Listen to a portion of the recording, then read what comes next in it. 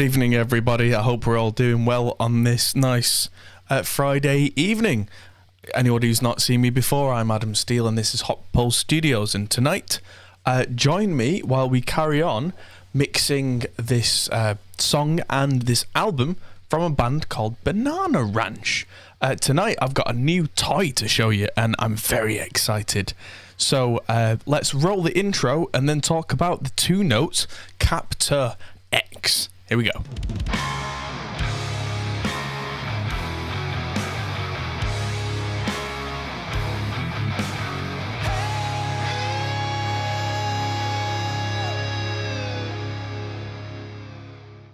Yes, I hope we're all doing well. Evening, everybody. Tonight I will be drinking Old Speckled Hen, and I think I'll be drinking this for the foreseeable future because I've got a crate of it outside and I don't drink very much. Ironically, you see me drinking in most of these evening streams, but I'll have one, maybe two. Feel free to drink along if you want to drink responsibly and out of legal drinking age in the area you are in. But yes, this new toy. I'll show you my little setup. It is a bit of a mess, so I apologise in advance, but I literally got this in the post this morning. I've been looking after my daughter all day, like I do during the week. And I shoved this in the setup and got ready for this evening. So, without further ado, unveiling the setup. So, I'm coming out of my interface into a reamp box for the guitars this evening.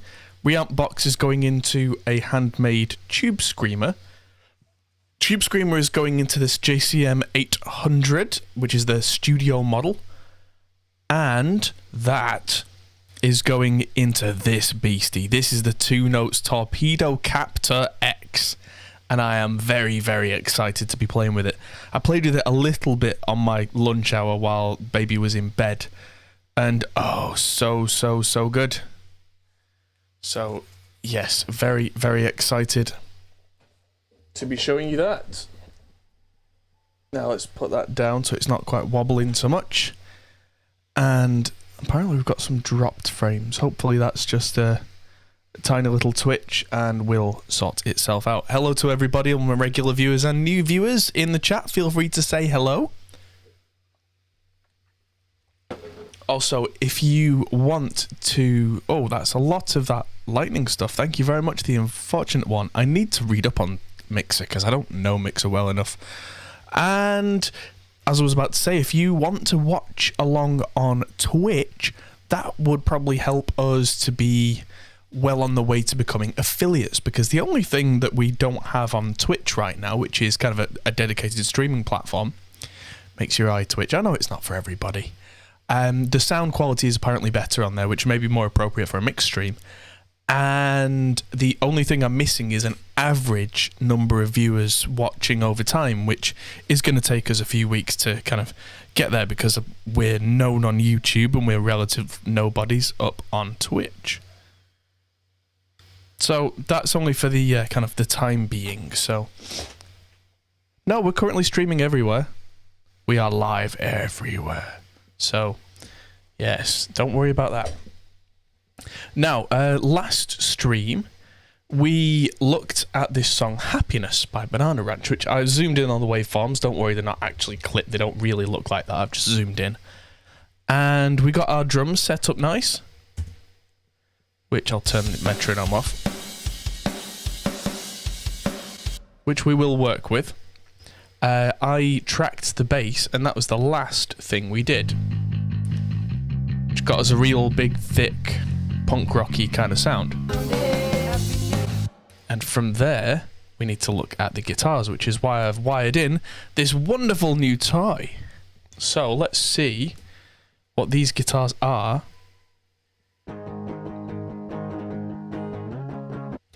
I believe these should all be mono. So let's go to item properties for these and change the channel mode to mono left. And that, there we go. That straightened that out a little bit so I can see the wave files a lot clearer now. And what I want to do is listen to these, say, guitar intro and so on. I'm sure that even though these guitar parts overlap just a little bit, they're not really supposed to. So how many guitar tracks would this be? There we go. Because what I'm thinking here is I should probably consolidate these.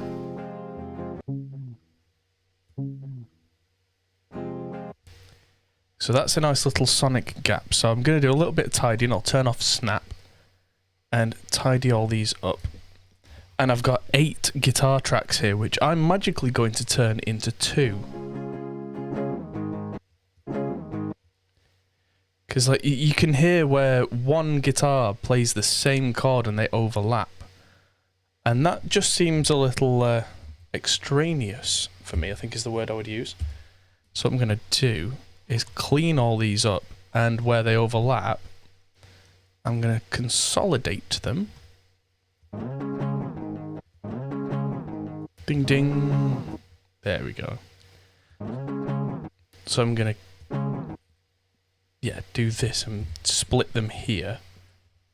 So once these are nice and clean, I can bring these up onto these 2 tracks and then make sure there's a proper crossing point.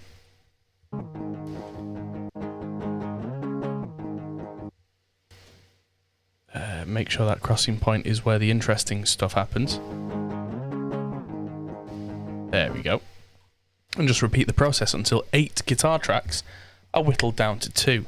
This isn't too different from what you would do way back in the day on tape machines, because you'd only have a limited number of tracks on a tape machine. So you would have to punch these in on the same track. And if they were slightly different tonally, that's okay. So that one there begins chugging. So they need to cross over. And is this one missing a chug somewhere? That one's not actually got one on. And that one's not got one on. Hi Anna. Hello. That needs one of those chugs copy pasting.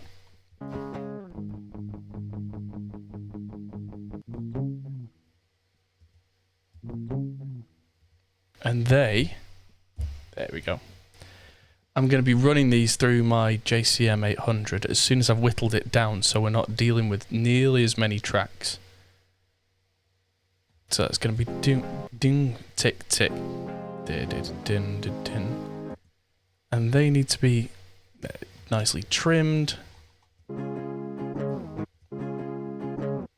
we go. So they need to extend so that they get taken over. There we go. So it goes da da da da da da da da da. And did that just accidentally move them? Hey, everybody's here in chat. Welcome, everybody. Welcome, welcome. Come in, come in. If you didn't see the stream begin, we are drinking a nice English beer and preparing a mix to be run through the 2 notes Captor X, which is exciting.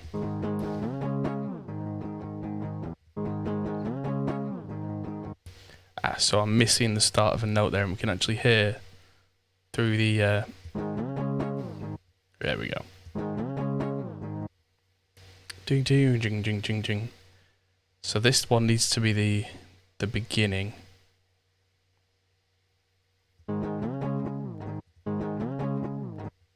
So that needs... there we go. That one's far more defined on that hit. There we go. So that's blending those 2 crossovers at the interesting points rather than just at a specifically scientific point. What I hear there is 2 guitars now that have that distinct ding ding. Those 2 will probably be a much cleaner cut. Yep, that's cool. And these are all the DI tracks that you're hearing right now. And very soon they won't be, because we'll get to have some real fun playing around with the Captor. So this Captor's very pretty. They just stop, which means I can clean the noise out afterwards. And then there's one more edit point here. So this one starts right there. I've got snap turned off, good. And so I want to run this one for as little time as possible, and then that one. And then that's 8 tracks of guitar whittled down to 2. And let's see how this bit sounds.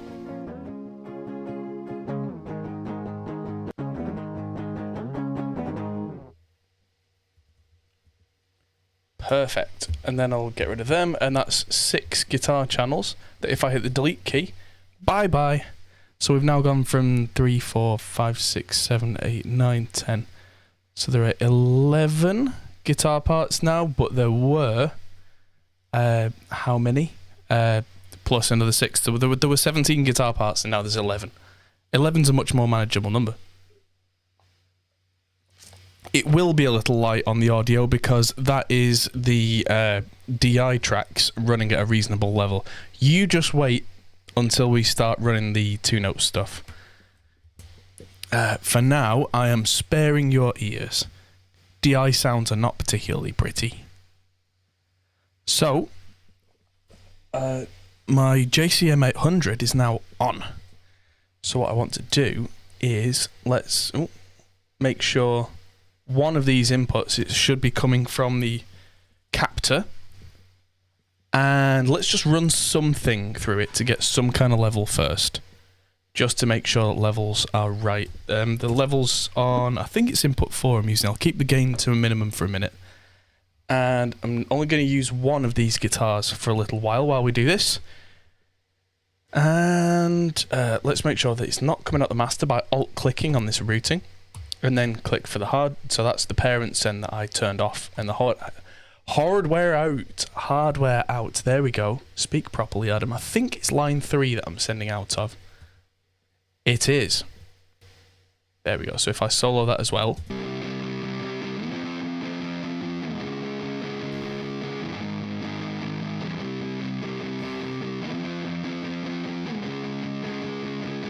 There we go.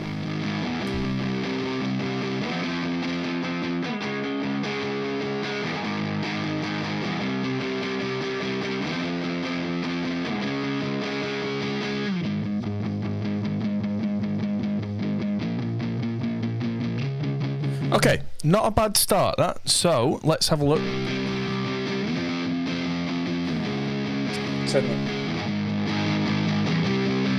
Now let's look at what's going on. So this is the controller for the 2-notes Captor X. And there's all sorts of stuff that we can play with. There's an enhancer which I'll turn off, EQ which I'll turn off because I was playing with this over my lunch break with a 5150, which is probably wildly inappropriate for this. So I've loaded up one of my cabinets here. So the JCM 800 doesn't have the Tube Screamer engaged right now. And I've put all the settings on the JCM 800 to roughly dead center. There we go. Just to start with, just to see what we get, because of course different applications require different setups. So the master and the preamp getting everything are 12 o'clock. And if I hit play,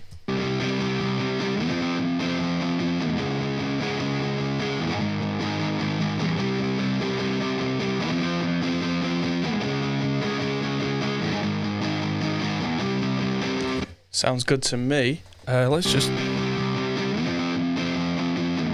One thing I will change very quickly, bear with me, is I'm going to change the input from 4 to 5. And there's a reason. There's a reason for that.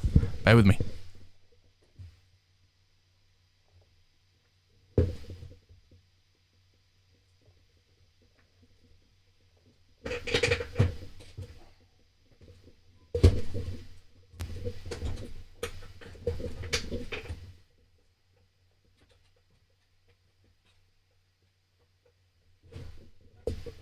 This does happen to be right down the back. There we go.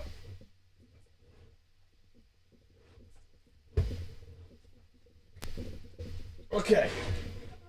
I think that went in the right one. Yes, so right, we're on input 5, but we're on input 5 and 6, so I'm going to choose a stereo input for this. And the reason, there we go, is this should be coming out in stereo. So this is how it sounds normally.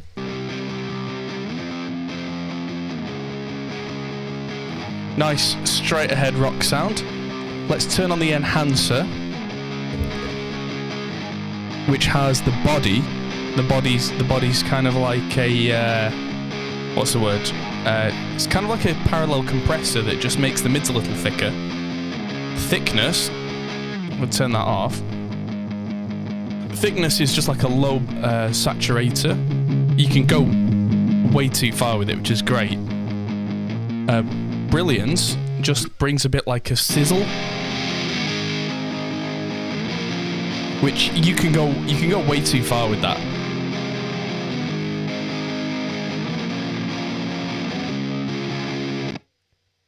There we go, and I can just see the levels just twitching a little there. So what I might do is just turn this soft gate on with a very low threshold. There we go. And that's just killed all the noise. So if I accidentally leave a section that's not got any DI guitar, then it's not a problem for us. The EQ is currently turned off, and I'm using one of my cabinets, the Big Beast, which is a 4x12. A 4x12 with a Marshall JCM 800 is a relatively normal setup, you know. Vintage 30 speakers, SM57 and 421. Oh, your laptop fried because the fan conked out. Oh, that sucks. So what we're going to do is run... There we go. This song sounds probably too gritty for this song, so I'm going to switch from the high sensitivity input to the low sensitivity input on the Marshall. Bit different, isn't it? But I'm going to switch on now this Tube Screamer and then just get a little bit of gain from there.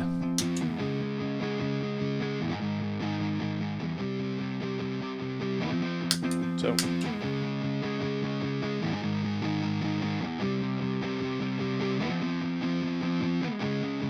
there we go. That's kind of nice. Bit more mid. Bit less, yeah. Bit less bass. Give us a bit less of that fuzzy thing going on. There we go. I might turn the guitar output a little. So, as I said, I ran everything round, but I'm using a Marshall JCM 800 Studio under the desk. So I'll show you all again. So I'm running from my reamp box from the interface into a Tube Screamer, which is an 808 Tube Screamer, just handmade in England. Going into my Marshall JCM 800 Studio, which has everything a little bit tweaked, but not crazy. And we just switched to the low input. And then going into the 2 Notes Torpedo Captor X, which this is a nice big shiny blue light, and if you clip, it goes red. Yeah, I wouldn't worry too much about the going on catch up for this. We've been live for less than 20 minutes, and we've been talking about reamping the guitars, and I've basically just, it's done that thing again. Oh, I hate it when it does this. There we go. Whenever you rotate it and rotate it back, it gives you like half the resolution. There we go. Fixed. Weird. Get rid of that headroom. Don't need that. And put me over there a little bit. And so, yeah, that is running through the Captor. And this is the control software for it. The sound isn't going through this. This is just so we can control it over USB and so I can show you what's going on. There is an iOS and Android app to change everything on the Captor as well, which is really cool. But you guys wouldn't be able to see that. So if I do it this way, you can see what's going on.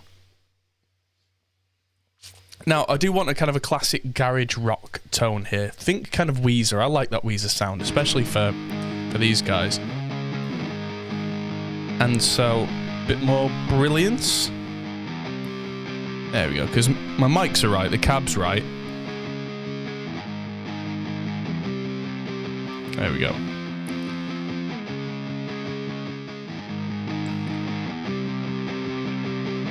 There we go. Turn my preamp volume up a bit. Turn the mids down a little.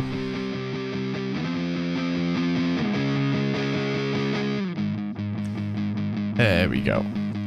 So here's where it gets clever. There's a button called Twin Tracker, and listen to this in stereo.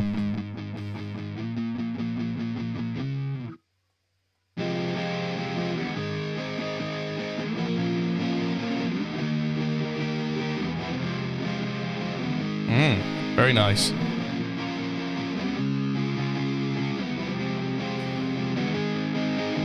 So for what we're doing right now, that's kind of no use. So I'm going to change back to a mono input and turn off the twin tracker because we've already got properly double track guitars in this case. So I'm going to use those, but there was at least one guitar I saw down there which I only had one of, an extra octave. That will benefit really nicely from that twin tracker. So now we've got a guitar tone I'm kind of happy with. Let's hit record on that and run it through. Nice.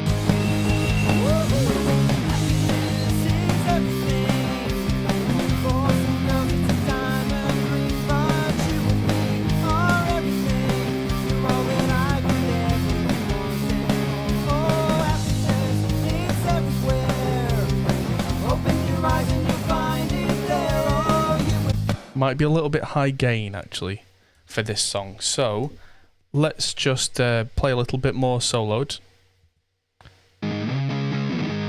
Turn the gain down on the Tube Screamer all the way down.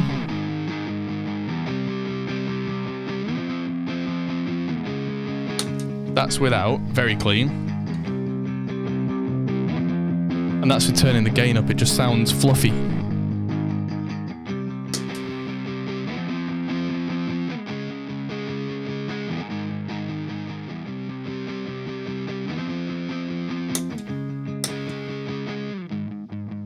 There we go. That's probably quite nice in the mix. It's a little lower gain than I'm used to doing, but for this particular song, I think it'll fit right.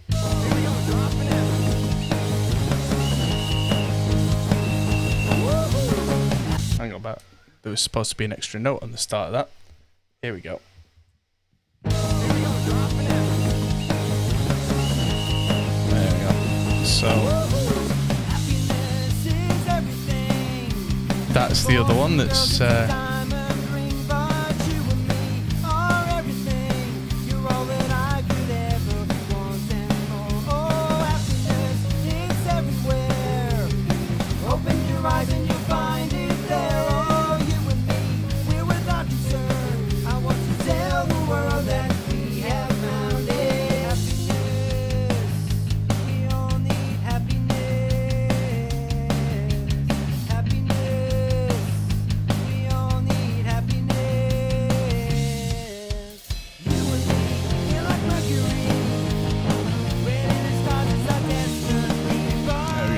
those two guitars are definitely going to need a lot more gain on them to back it up, I think, on that section.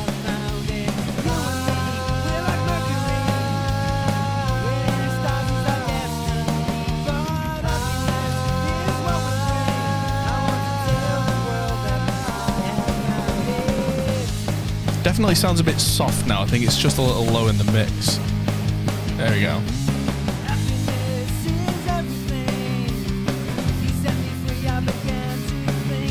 It'll need some EQ massaging in the mix, I'm sure.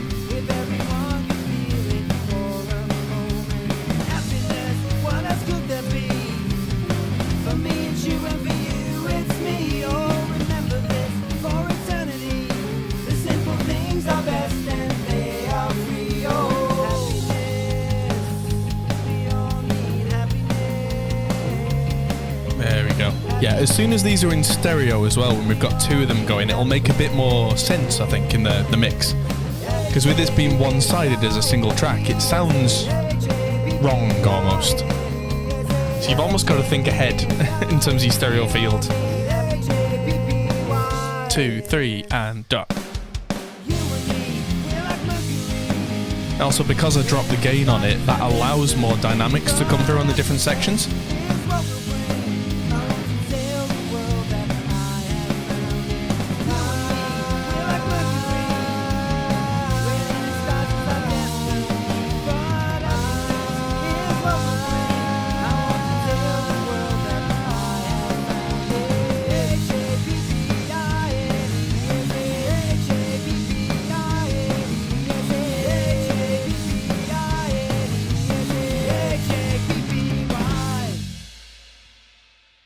Nice. Now, to find out, I'm just going to drop that volume back down again. I'm just going to duplicate the track. Oh, no. Duplicate that track. and put it there and just delete the contents out of it. I know there's a script for this somewhere and I will find that eventually. I keep meaning to get around to that.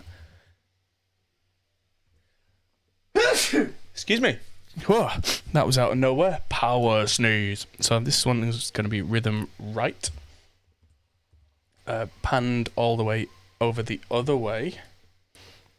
And so we need line 3 to be sent out exactly the same, but not sent out on the original DI for the left side this time, because we only want the right side to come out, otherwise that would be weird. And let's hit record again, and then we'll bring these two level-wise up into the mix. There will be a little bit of EQ massaging needed, but hopefully not too much.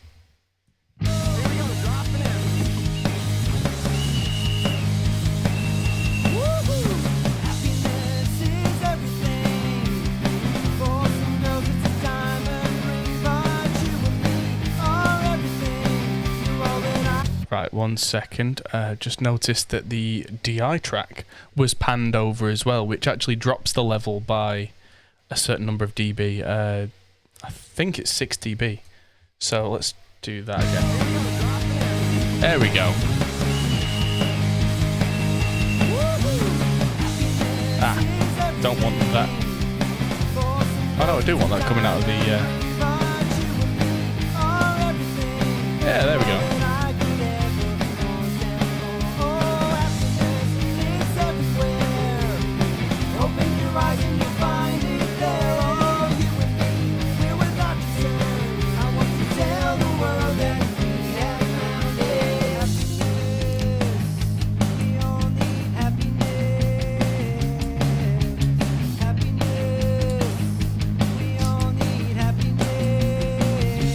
Three, four.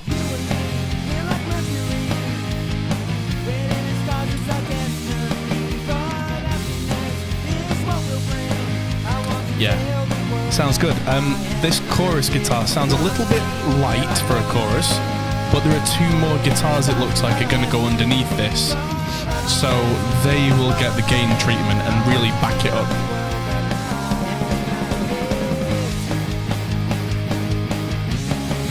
And again, this is the Captor X doing the work.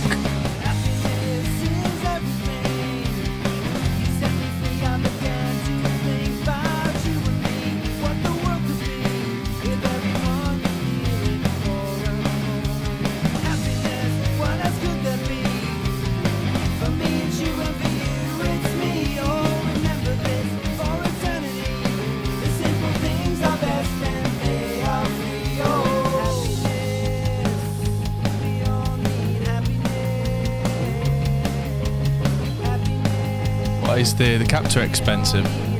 Depends what you call expensive.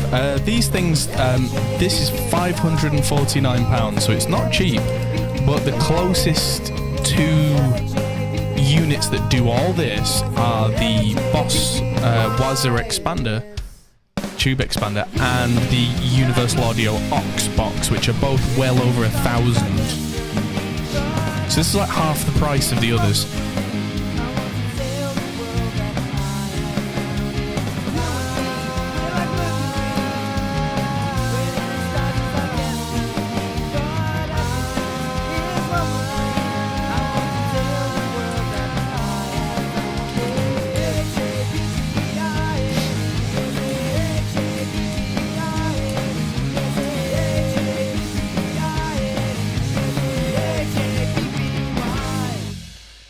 Sounds good to me. That, yeah, it's a good question. Is it expensive? But yeah, so we're talking like $750, £550, which is a lot, but if it's all about perspective, because that's a lot. But how much do these valve amps cost?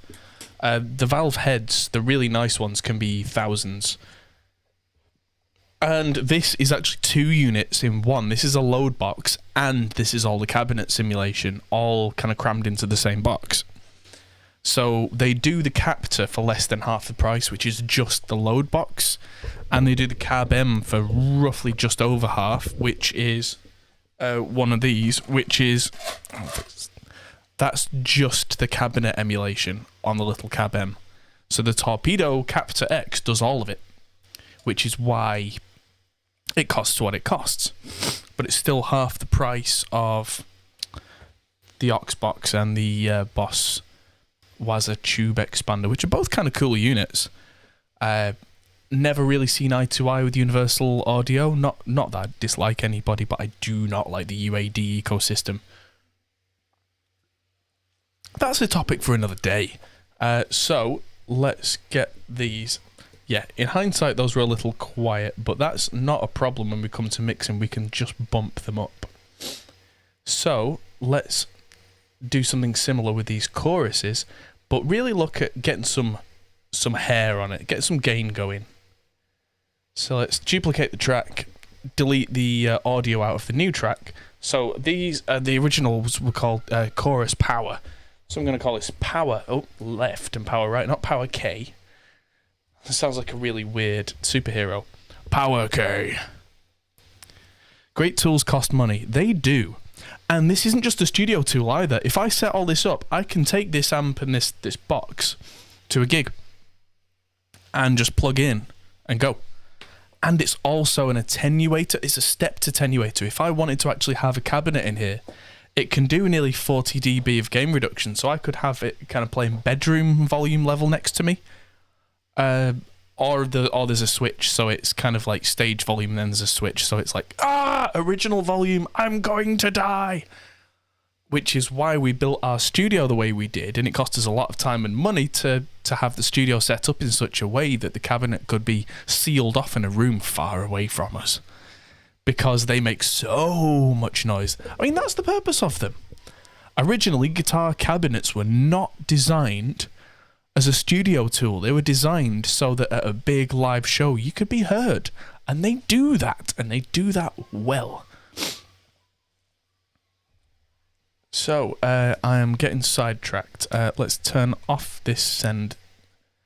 Make sure that power is going out. And make sure that power...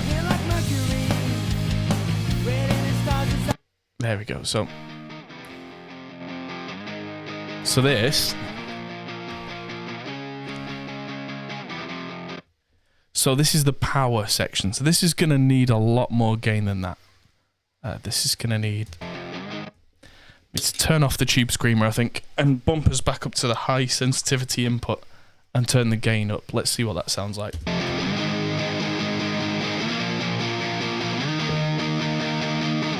Let's get some more mids in there.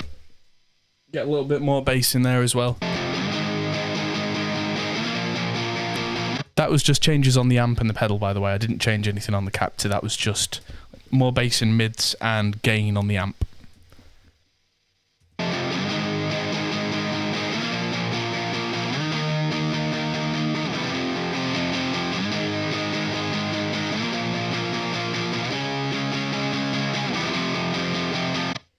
Now, I do have a tiny little bit of reverb going on these, but this is Studio B reverb, which is very much the way that I like to have my guitars set generally is a little bit of that room reverb. Just and center pan the DI. Thank you very much. That's helpful. I think that's Ricky's Telecaster. It's got a very jangly sound. So I'm going to switch one of these mics from the 421 to an 87 and see what that does.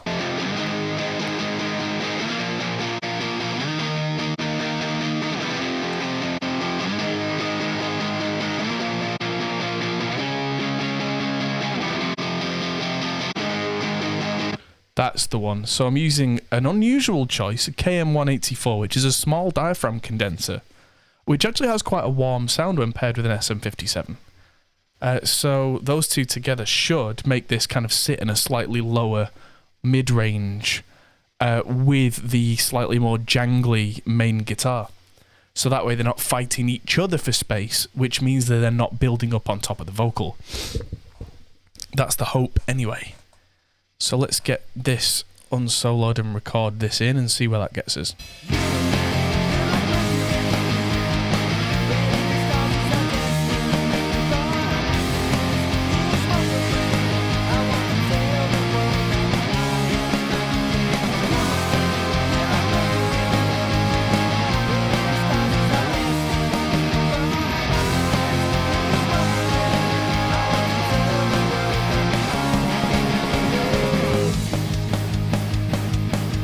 Yeah, that's going to be nice. So let's do this on the ending as well, and then we'll do the right hand side and pan it.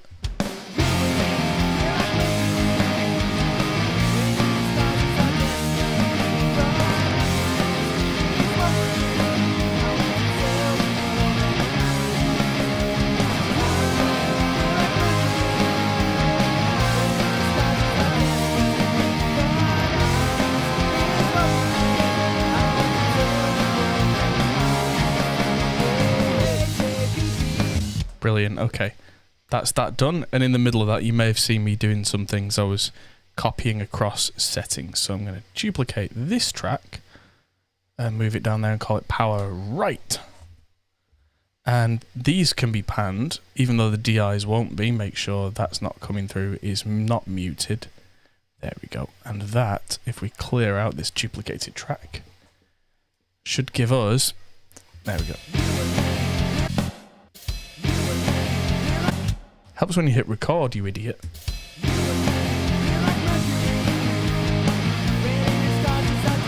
There we go. Yeah. So the chorus guitars, the originals, are probably going to need to come up a bit, and these probably need to come down a bit. But we can hear what they do, and they really beef it up.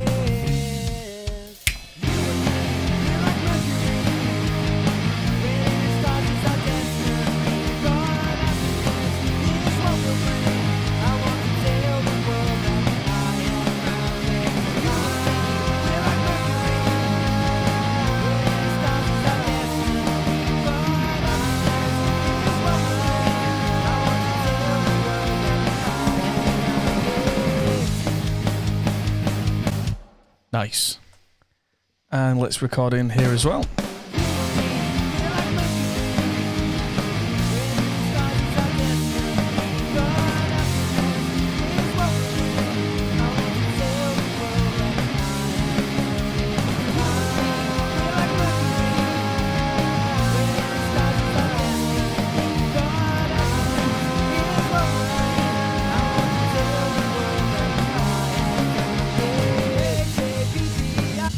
Cool. So they are, like I said, too loud right now, but that's fine. I'll take them down. And I'll just go through and just turn up a little bit the original guitars on the track rather than on the fader, because then any processing we do will be affected by that level, just by adding a few dB.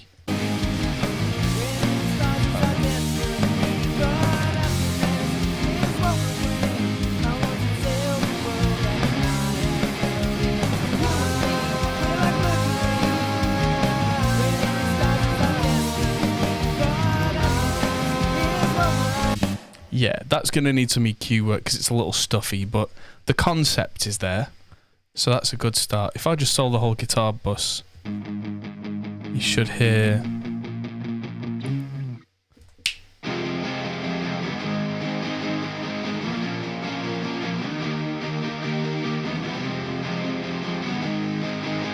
Yeah, so I can mute the original DIs now, just so they don't play back and take up any CPU usage. What's this guitar verse tinkler?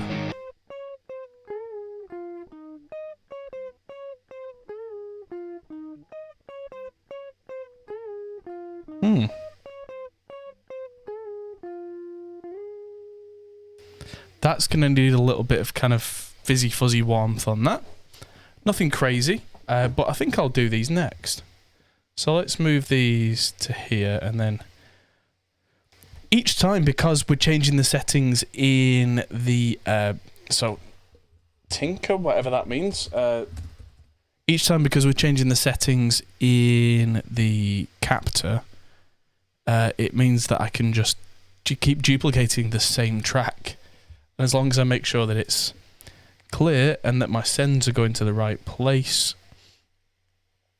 and that they're not coming out the master and that I can hear it,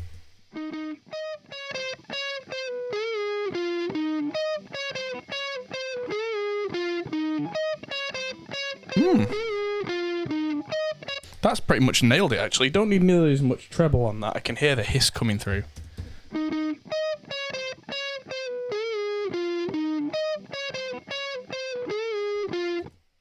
What happens is that hiss on the original DI, so I'm going to turn it up by 10 dB. and turn the gain down on the amp and see if that still hisses. Oh, save. Yeah. So, fun fact, when everybody asks me, oh, well, why do I need a DI box? What's wrong with it? You know, why do I need a good DI box? Listen to this. This, I'll turn off the gate on this. So that's now the signal of this JCM 800 with the gain on the high sensitivity around the middle. And it sounds like this. You can see it on the meters, but it's not completely inaudible. But I'm going to just hit play and watch what happens when we hit this section, which is supposed to be silent.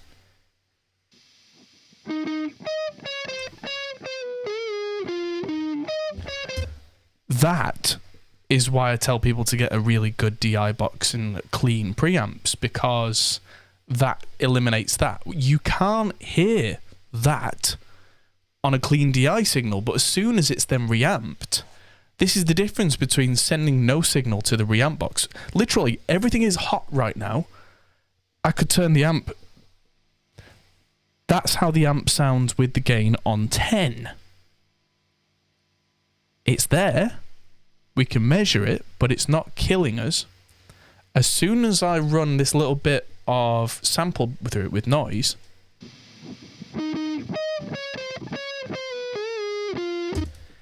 there's the noise, and the noise is from the original track, and there's not a lot I can do about that. I'm just going to have to roll with it. Might filter some of that out later with an EQ on the top to just get rid of top end. But let's record this in.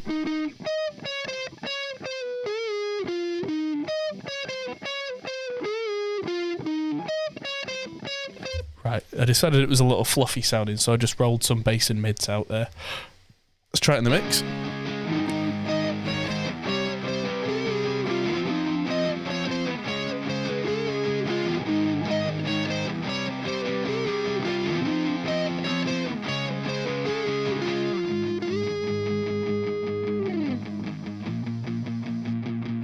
There you go. You hear how that hiss just stopped there? Huh. And so, yeah, that's the lesson, ladies and gentlemen. That's what clean DI boxes do. You can't really hear it when you're tracking, but then when you're playing it back through anything, that difference is night and day.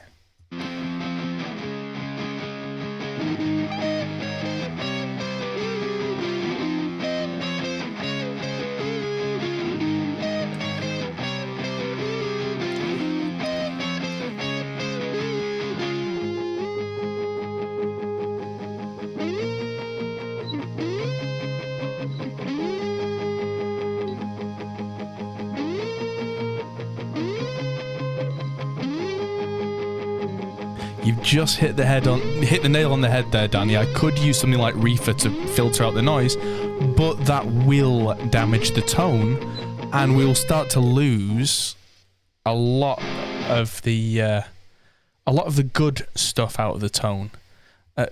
It's a battle you can't really win, and once you start using denoising tools, the battle can be already lost. I mean, yeah, with a lot of work, you can just about get there if you really, really, really try.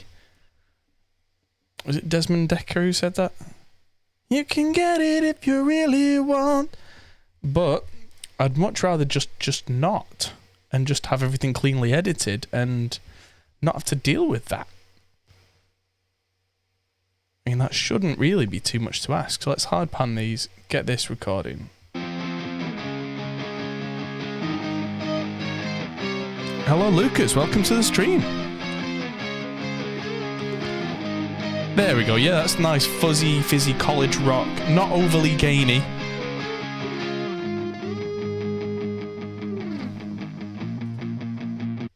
Yeah, radial stuff's good, but also be aware of the preamps that you're feeding it into. If you've got a really expensive radial DI box and you go into like an old M-Audio M box or a first generation Scarlett, it's gonna suck.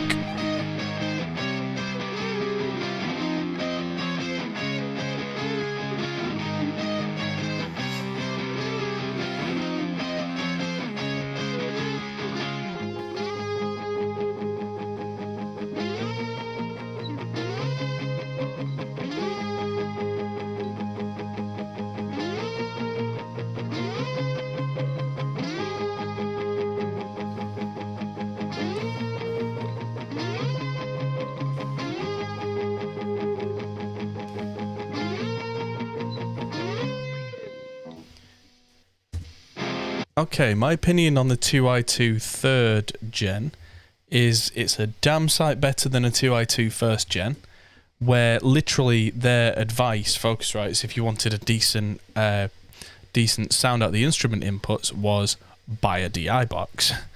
That was actually their official advice. Been using an ART tube due to what I can afford. Well, why have you been using that? Because that's not got any conversion in it. What interface does that go to? Stop using it. Use the interfaces inbuilt. All you're doing is adding noise. It's not doing you any favors. Yeah, so you're running it with a Focusrite. So, especially if it's an older Focusrite, you're probably just compiling problems onto problems. You're just adding noise on top of noise. I mean, whatever you've got, run with it, but in a modern context, unless you've got something like a Neve preamp into a clean converter, don't try adding more on top to fix a problem, because it's not going to fix the problem, it's only going to double up the problem. Cheap gear sounds like cheap gear. And I don't know if you saw the 12-hour stream that we did of APY, but that was all recorded into early cheap Behringer preamps into an Edirol converter. And I really was fighting a lot of that stuff to try and get ahead of the noise. And low-end equipment has had that same problem for a long time. And it's only very recently that we've been able to say anything about, kind of, we're almost getting past that. Personally, I much prefer the audience stuff, but if you really, really insist on using Focusrite, the third gen stuff is passable. What's this? So, extra octave, you say? There we go. Yeah, you've been fighting it. Yeah, that's the thing. But if you can save up a little bit of money, get yourself an Audient Evo 4. The Evo 4s are about £100. It's got two super clean preamps in it where the noise floor is just not there. And that is a huge, huge thing. The preamps don't have very much in the way of inherent character. But for what you want recording-wise, that's good. Because then you've got no noise floor practically, no matter what you throw at it, and you then have the choice to do whatever you see fit with that sound. If you want to saturate it, compress it to hell, process it to the moon and back, that's your choice. Right. So.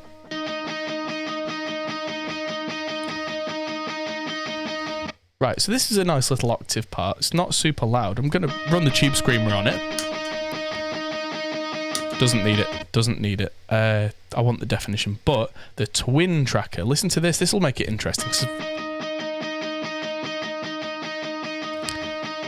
No, it won't make it interesting because I'm using a mono in. Let's change it to a stereo in and try that again.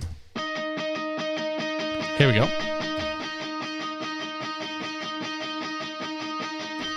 And suddenly it's as if Ricky played that twice.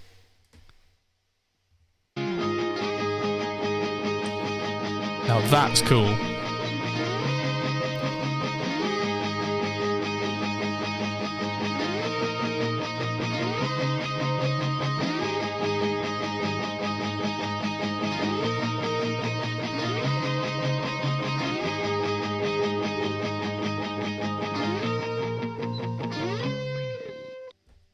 That's very nice indeed. It seems that one side looks louder than the other, but I believe that's just because of the way that the double O works. The delay makes it just kind of have to be a bit louder on... You see how it's kind of variable delay, that you can see some of the hits are slightly off time because of the way the twin tracker works. Very clever. So that suddenly that one guitar performance that we had on that particular part sounds huge. What else have we got? So this is where I can really start to experiment. I've been calling these, yeah, so that's high octave.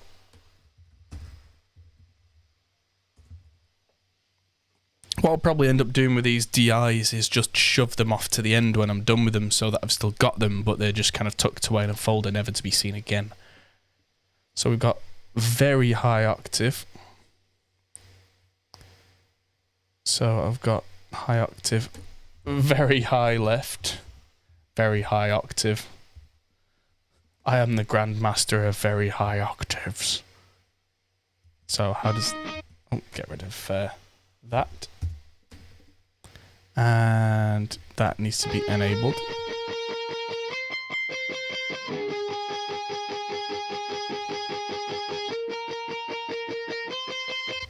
It's some sort of pitch shifter that he's got going on. Right, so I can make this back to a mono input because we've got hard left and hard right takes. Take off the twin tracker for this because we don't need it. But I'm going to experiment a little bit with getting... Oh, there's loads of choices now on the reverb. Oh, so what am I using to make the double? So on that track, that was the Torpedo Captor X's twin tracker function. You press a button, and then you've got tightness control, and then left and right balance, and it magically does that. And it's kind of like a variable delay. So it's kind of like a TC Electronics Mimic inbuilt. Very clever.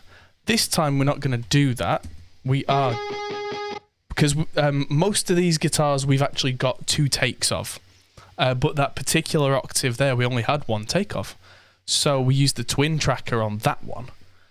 I'm probably going to use the twin tracker a bit more in my own work when I do like solos or like nice leady parts that can float around the mix a bit.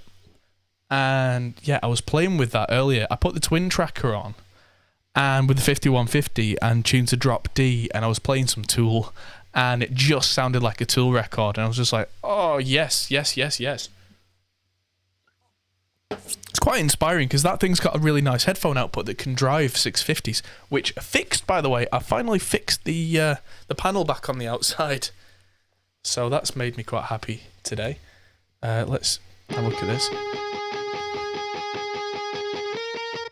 Let's change the cabinet for this from the big beast to what have we got on here?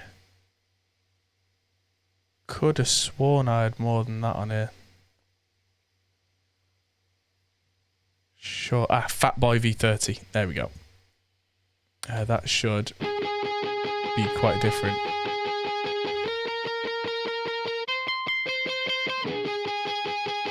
More brilliance.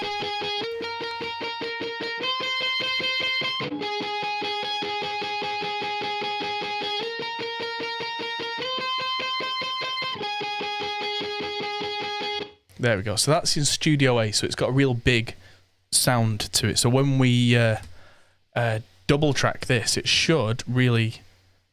Well, this is the Captor X. This is just the control software for the Captor X. You don't need to use this. You can use a phone. You can use an iOS or Android device to control all of this. I'm using the USB laptop control because that's... not only the easiest way to do it, but the most graphical way for you guys as well. So I get to play with this, but also you get to see it. There's an inbuilt gate. There's all sorts of stuff on here. It's very nice. So I'm going to record this in and then double track because I've got 2 DIs here.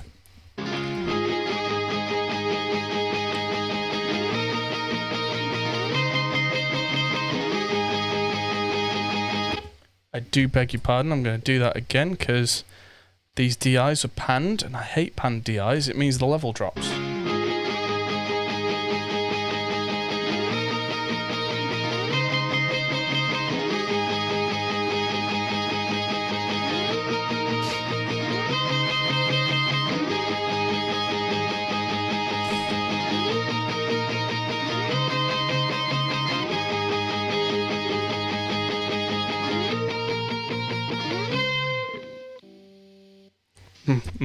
That's going to need a little bit of cleaning up in the edit so it doesn't go on the actual track. But I can duplicate that, put that there, pan it all the way right and left, make sure the right guitar is being sent out, and then delete the duplicate. 3 dB drop. In this case, I believe it's a 6 dB drop. It depends on the pan law. that your DAW has adopted by default. In Reaper, if you right click on a pan knob, you can override default track pan law to be 0 dB, -3, -6, whatever works for you, because different consoles, different software use different pan laws, and whatever you're the most used to, you can change to be the default so that that works for you. Very clever indeed. So I'm going to call this very high right and see what these two sound like with loads of that Studio A reverb on.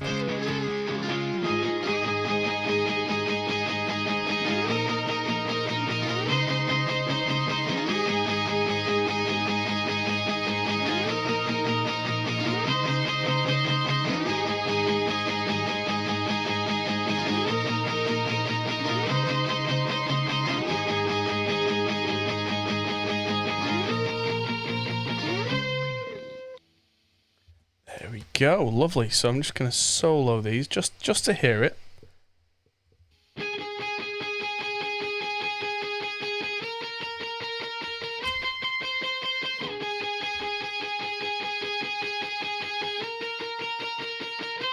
Cool, so they sound like they're in quite a big space because of that reverb. So I've got 2 more guitar tracks to shove through the reamping, but let's see what they are. I'm glad the JCM 800 is so versatile because it just makes this so much easier. And then I've got one called Twinkle.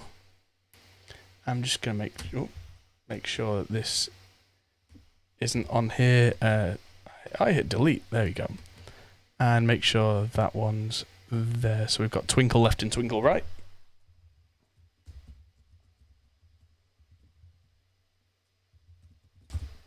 There we go.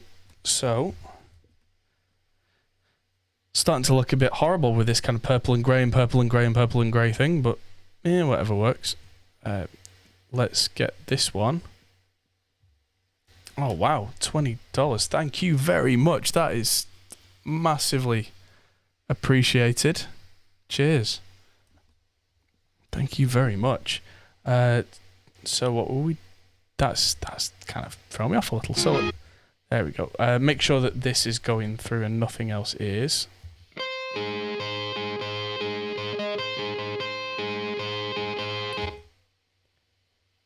Awesome. Yeah. Yes. When you do get Reaper, well, feel free. The course will be available. I'm just gonna take some of this brilliance off and some of this body as well out of this twinkly sound. I might change some amp settings.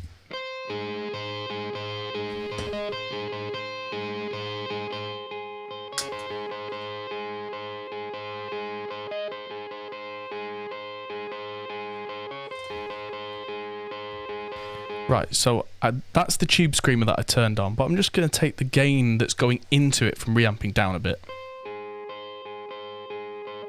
There we go. Almost clean. Just a little bit of hair. And to a lot of people that's going to sound terrible, but that's, you know, I'm going to try this with the plate reverb and see how this sounds.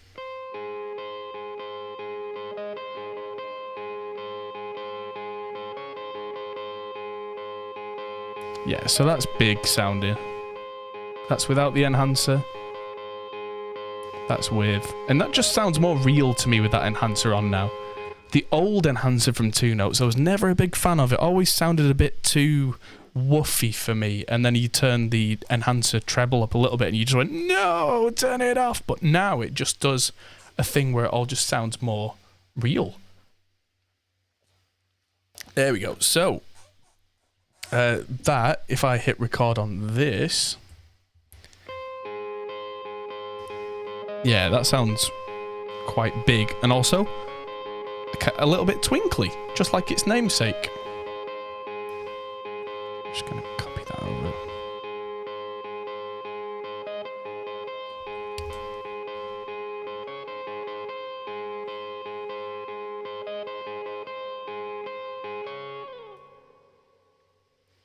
There we go. Does my Reaper course go through the more advanced techniques of Reaper? Yes.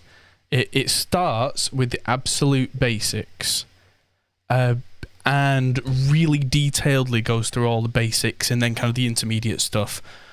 which is worth watching because you might even find stuff in the basics that you go, oh, I didn't know that. Like some of the really simple stuff, like you might find there's a keyboard shortcut for something that you didn't know was there, or tips to get your ACO drivers with the best latency. I kind of talk through. We end up having basically tracked and vaguely mixed a song. The course isn't about mixing itself, but has a lot of the kind of the ideas, yeah. And then we go on to kind of doing some electronic stuff with samples and with MIDI, and then using all the inbuilt effects, and then I'll talk about using third-party effects as well. And then we go on to some stuff like we talk about how to do side chaining and parallel compression and parameter modulation, and really starting to get into the weeds of some of the really advanced stuff. The stuff which I haven't covered on YouTube because it was stuff that made sense to go in as kind of a comprehensive guide to Reaper, but the kind of stuff that wouldn't make sense to release, for me at least, as individual videos on YouTube where about 4 people would watch it and go, I don't need this. But it's the kind of thing where if you're already invested in a course and you watch it, you really pick stuff up. It's that kind of level of stuff where it's not necessarily rocket science, but it's kind of the above basic stuff. There we go. Yeah, so the thing about guitars sounding a bit weird is you've got to kind of imagine where it's going. So the guitar did sound a bit weird, but here's this in stereo now. Oh. Helps when you turn that on, idiot.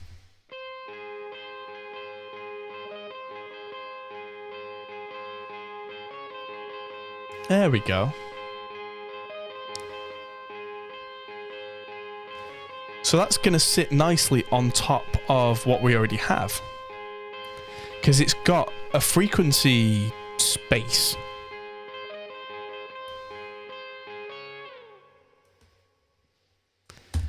Ooh, 25 screws. Yeah, gotta love Adele. Adele's latest album, 25 screws. Dudum, psh, I'll get my coat. So what I'm going to do now is I'm going to mute. I don't believe the course is $97 at the moment. That was the sale price. I think it's back to full price at the moment. I use the phrase at the moment because there are always sales coming and going. So if it's not on sale at the moment, it will be at some point soon. And yes, that is up to Warren's company and what they decide is the appropriate time to have a sale. But it's something I believe, and this is, yeah, I believe we did well with sales. Let's put it that way, which means it's worth it for us, for everybody to do another sale at some point sooner rather than later. Because if we know people are interested, good timing. So let's listen to these guitars all together before we go back to the whole mix.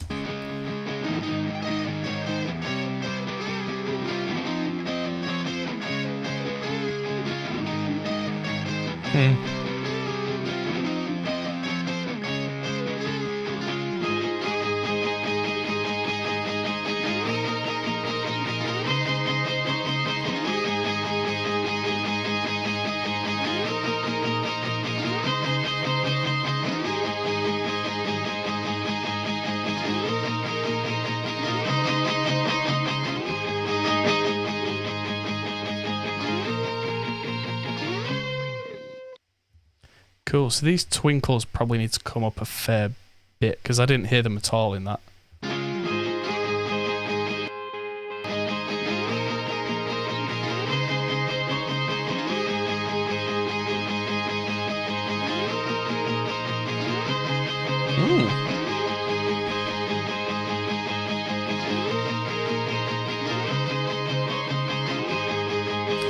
Yeah, so that sounds really nice. And apart from the settings that we changed on the Torpedo there, which were the the reverb, the twin tracker, the cabinet choice, all that kind of stuff, we've not mixed anything yet. And this goes back to the old philosophy of try and find sounds that are as close to what you had in mind as you can get them before you even start mixing. And the JCM 800 is an incredibly versatile amp.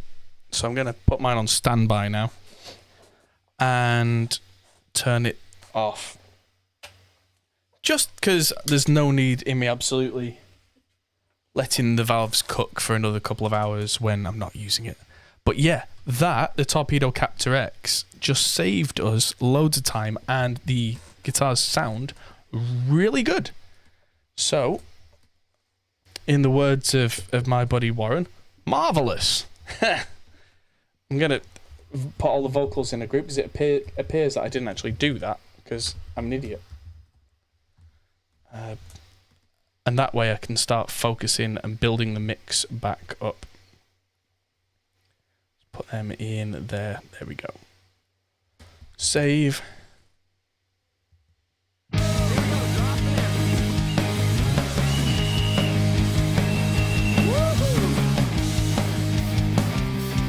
Right, so everything's a bit too loud at the moment. Let's put True Iron on the master bus, because that's what I do like to do. It just adds a certain something that's so hard to put my finger on, but I just like. Without.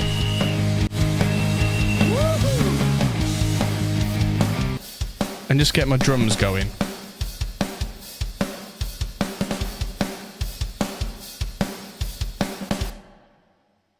Cool. Bit much reverb on that snare on this track, I think.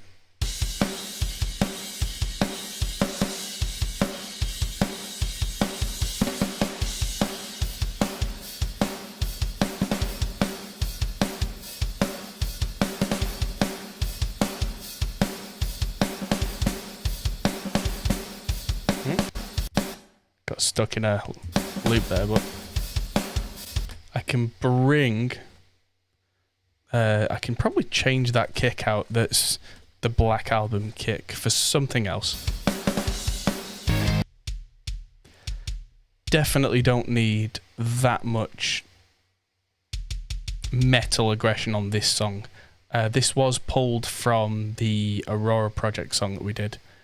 So I'm going to pull up just a couple of different kicks with Audition on. Kick 1's got a lot of potential. I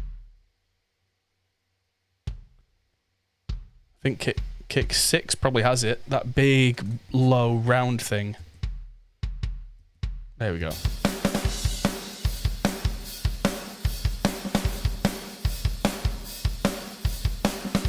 There it is. Pull the bass in, probably less than we already have.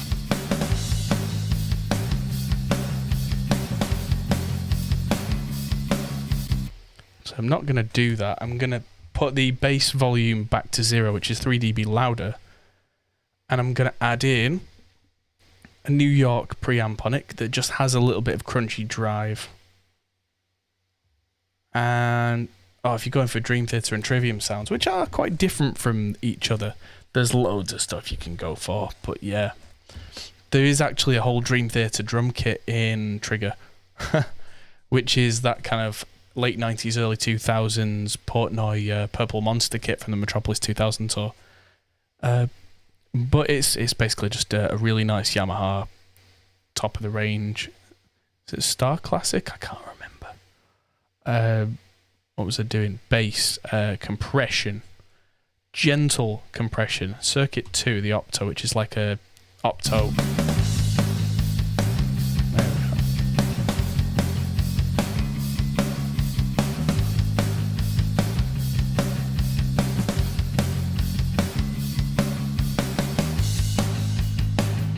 There we go.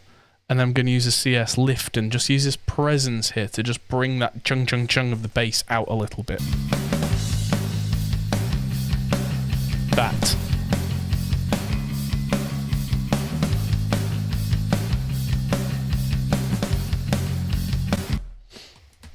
You're interested in true iron, but how do I think it compares to the saturation of slate? It's different. It's very different.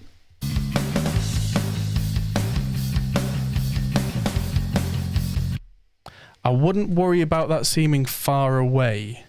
That's probably because of the snare reverb. As soon as the guitars mask all that reverb, it'll suddenly feel like the walls have closed in. We need some of that space on the drums and on the reverb to make up for the fact that the wall of sound from the guitars that just blankets the mids is going to cover a great deal of that space on the drums. And there we go.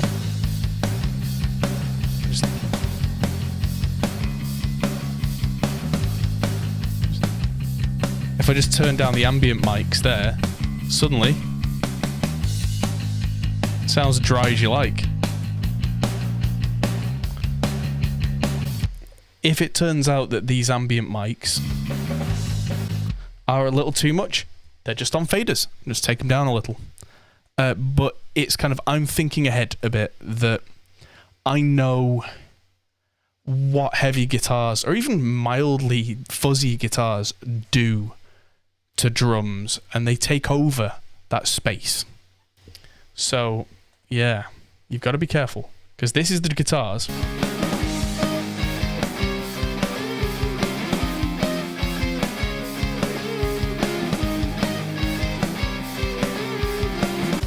Notice how the drums suddenly sound a lot closer. I didn't change the volume on those ambient mics. Turn the guitars off again. And on.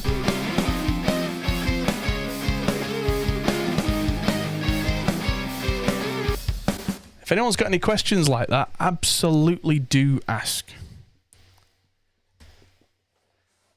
And yeah, true iron and the slate saturation stuff are just different. True iron has a very, very subtle saturation characteristic that I really, really like, because transformers saturate in a certain way that is so hard to emulate, and most of the time, people like Slate and Waves and all these major manufacturers, they make these saturation modules that sound like full preamp circuits or like full distortion units, which is great. But True Iron came along and answered a want that I had been looking for a long time, which was, I just want the sound of a ringing iron core transformer that just saturates the low end a tiny little bit, but not like distortion. It just adds a certain something to the high end, but again, not audible distortion. And it's not the same as just taking a preamp and taking the saturation down to minimum. It doesn't do the same thing, and that's why I really like it. However, Shane from Kazrog has done it. He's done it, and it's magical.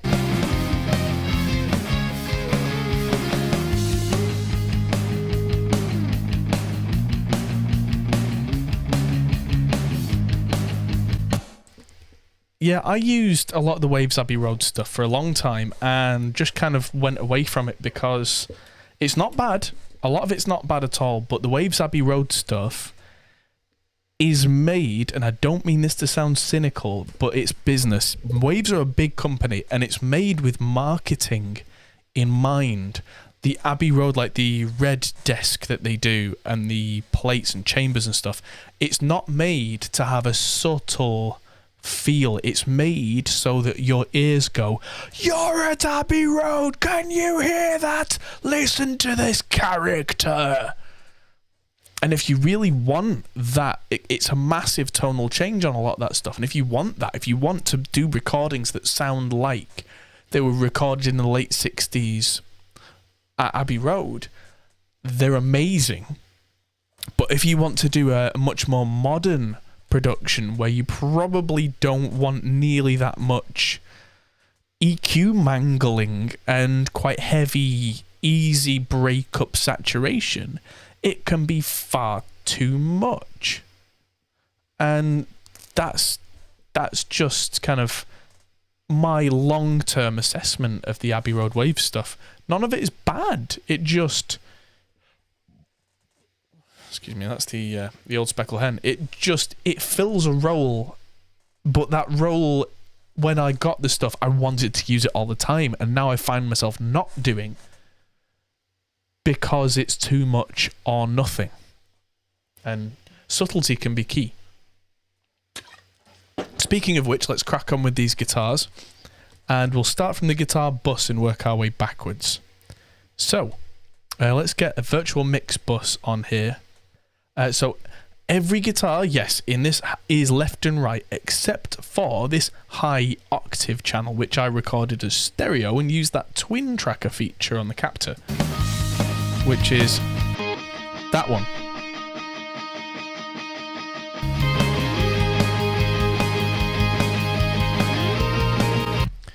So yeah, there's a lot going on there. So what I'm going to do to start off with is just a general EQ, and what else was I going to do here? So this whole guitar bus, what I'm going to do, almost nothing actually. I'm going to bring a compressor in on the guitar bus. Da da da. And what I'm going to do is just lay it over this really big section and just make sure it's just taking a dB off that big section. By the time we've gone through all the guitars and EQ'd it, it probably isn't going to do anything, but it's more of a safety when we really slam guitars through it.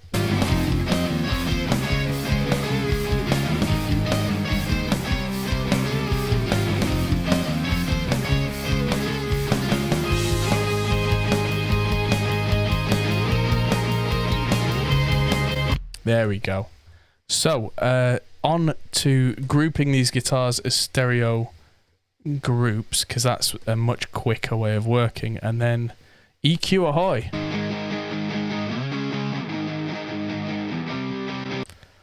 Yes, I have tried Bomber on guitar bus, and it's not for me.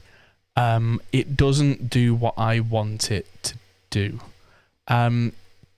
Bomber is really supposed to be like a transient pusher, and on guitars it just does the wrong thing to my ears. If you can get it to work for you, by all means do, but for me it just messes with the stereo signal in a way that just doesn't do it for me, if you will. So a lot of this EQing is probably going to be quite gentle. This particular guitar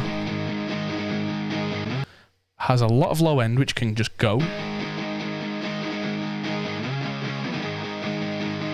There we go. So I went too far to 160. It sounded thin, so I just pulled it back to what ended up as 138 to bring some perceived low end back, but I'll turn that off and on.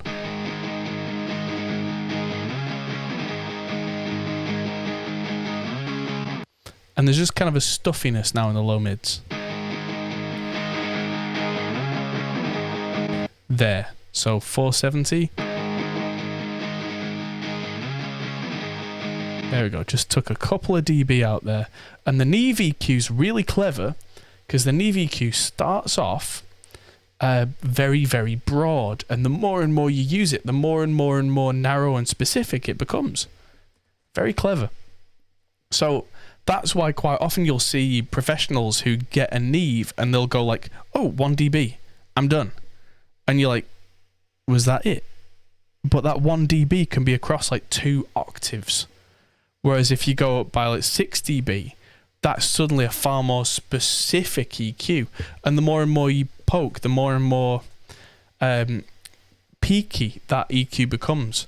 Which was a very clever design on Mr. Neve's part for those classic desks, because it meant that on the same channel strip, you had the choice of either really broad sweetening EQ, or if you had a problem, you could find that problem section and just get rid. And it would very specifically keep all the tone apart from that little problem section. Very clever. So, let's see how this sounds now. Right, let's hear this in the mix.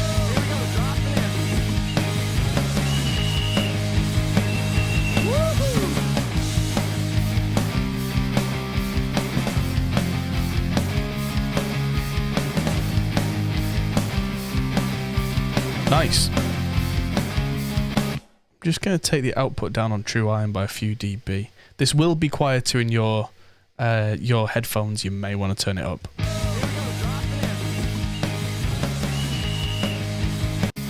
So next guitar. So this guitar, also, I'm just going to copy this EQ over to start with because we want to remove a load of that low end. I'm also going to add in the custom EQ and just filter a lot of the top end off to get rid of some of that hiss.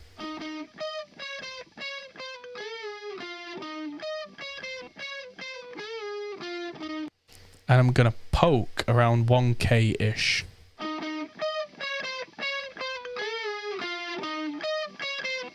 Turns out to be higher. I definitely just want this guitar to be quite quiet, but have a very distinctive upper mid-range that cuts through the mix. That way I can turn it down and it will just poke out and just sit in a spot in the mix. It's a little feature. Especially that'll be important when we get to this section, which has all these guitars going. So this is going to be too loud now.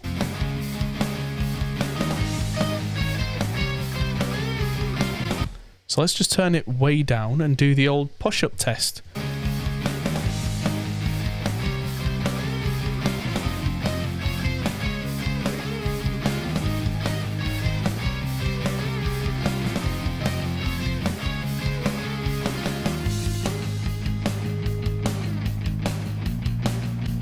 Cool, and because that's good 5 dB lower, 4.5 dB, and I've shelved all the top off, the noise is no longer an issue. And then when we come back to it later, that's going to sit in a particular place. Let's look at these power guitars. 3, 4.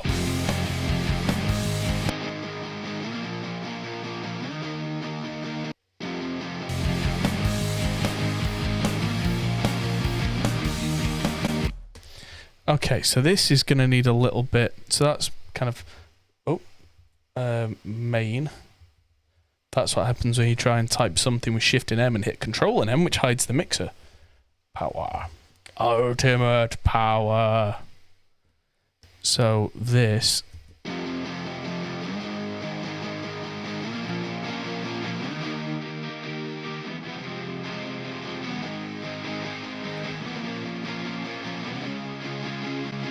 So these probably don't need panning quite so extremely. These can be 80-ish, just to be slightly different in space. And this one needs a very different set of EQs. So let's just for fun use the API and click the filter button because that'll get rid of the ultra low and ultra high. Let's up the low end a bit.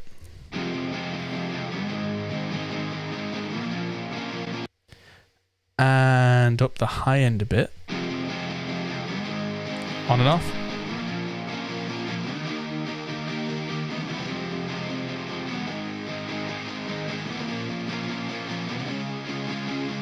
There we go. So the definition is now on the top end of this.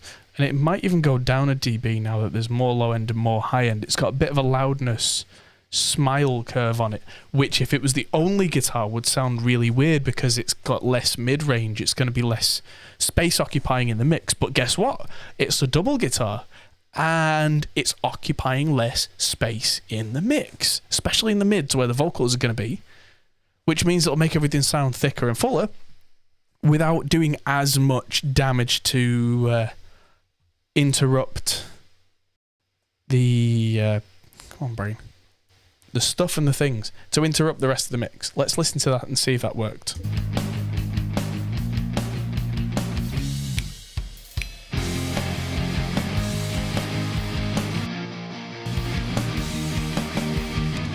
Bit less low end.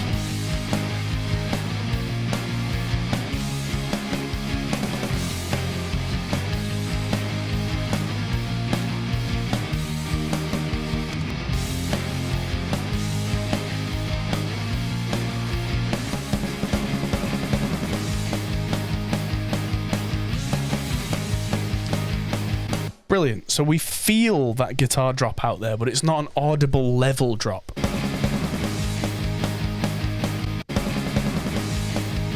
I might even cut that a bit early. Yeah, so that it goes da-da, cut, da-da-da-da-da to the next riff, so it's not got that extra note kind of blur at the end. There we go. Cleaning up your edits is always useful.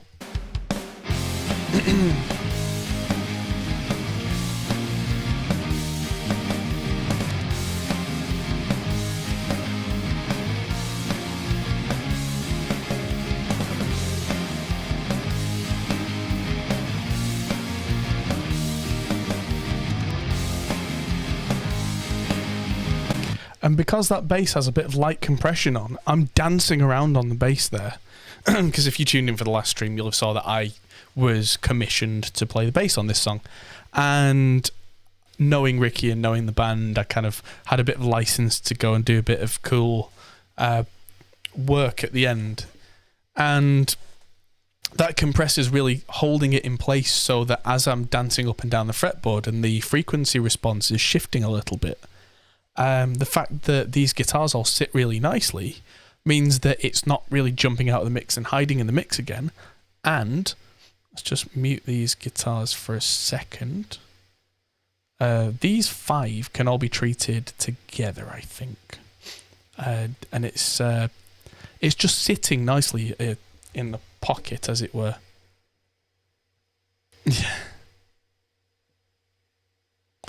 There we go. Yeah, Glenn Fricker gets all grumpy about bass players, and it's like, hey, a bass player who plays? Like, what is this? Well, yeah, actually, I'm a producer who also plays bass. It's like, ah. But without being too egotistical, I think it's fair to say that at this point, I am genuinely a professional music producer who also plays bass, where I used to be a professional bass player. Hit the save button, yes, quite. Where if it doesn't say modified at the top, then you can rest assured that I hit save at the very last possible thing, because all I have to do is change a couple of things or click something, and suddenly modified comes up, which means it's time to hit save. I'm going to put all 5 of these into one folder and call it mid-8. Hopefully, these will all just go together nicely as one group.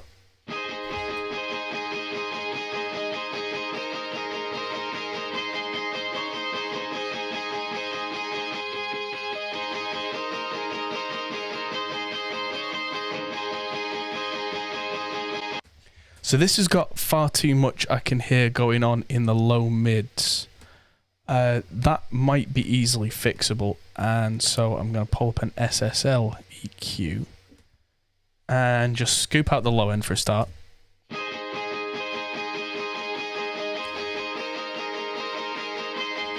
And then, yeah, there's definitely something, I don't know, 800-ish? 700-ish.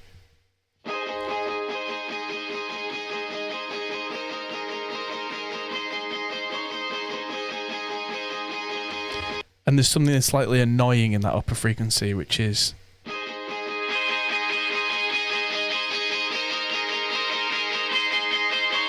there. Oh, that top note, that 3.8K thing. I used this slider here in the SSL EQ to make it a more broad thing. But now let's make it more specific.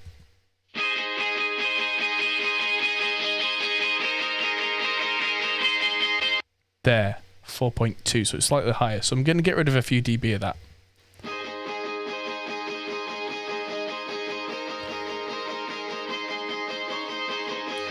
There we go. So it was actually higher than a 2K dip. And that's why you've got to use your intuition to start with, but don't just ever say, it's this frequency. Use your tools, check it, be prepared to be not quite accurate, and then sweep through and go, right, it's here. Because depending on how tired you are, what else you can hear going on in the mix, your guess can be affected. And I'm okay with that with myself, because I know that very quickly I can use my skills to hone in on it. and then go, right, okay, so what I can do is that 4K thing, just dip that down, and then I can make up for it perceptually up in the 12K region.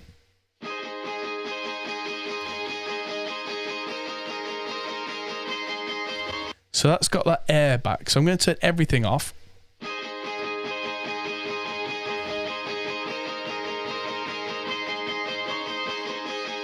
And back on.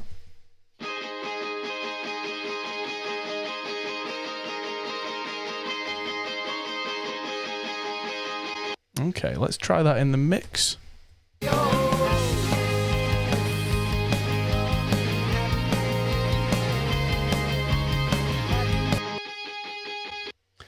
Okay, these have got a particular resonance that comes out. I'm going to cheat. I'm going to use Gullfoss. Gullfoss is made by these crazy Scandinavian guys. I think it might actually be Finland or Iceland. And Gullfoss. Oh, you meant it in tape. Yeah, cool.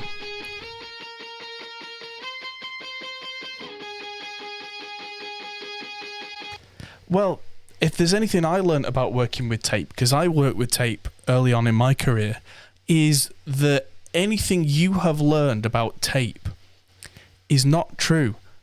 You have learned that about the tape machines you've used with the tape formulas you've used. And in that case, it's perfectly accurate. But I used Otari tape machines, and they can have completely different frequency responses with the same tape.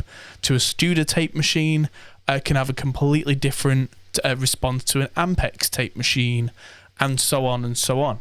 And it's to do with so much of the circuitry and electronics that there is no hard and fast rule about tape. I wish there was. It would make life so much easier. And I was really lucky in a way that I learned tape. I learned how different tape formulations and machines sound. And then that was roughly on the cusp where everybody was saying, right, let's get out now. And unless you are absolutely insane and have a crazy budget, nobody's gone back. I know there are exceptions, like Slash did an album a couple of years back on tape, but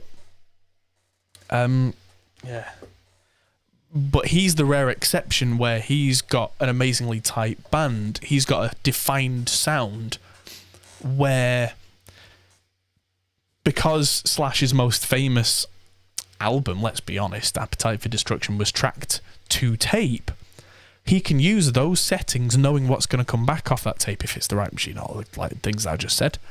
And they can go 1, 2, 3, go, and at the end of it play it back and be like, yeah, how's it sound? Great, move on. Which is really good. But yeah, I would never go back to tape as a medium because it's such a pain in the arse. I might, just for fun, run something like a guitar or guitar bus through a tape machine and then print it back, just for fun to give me an option, but nah.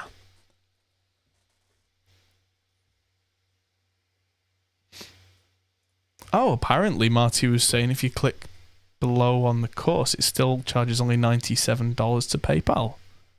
Huh.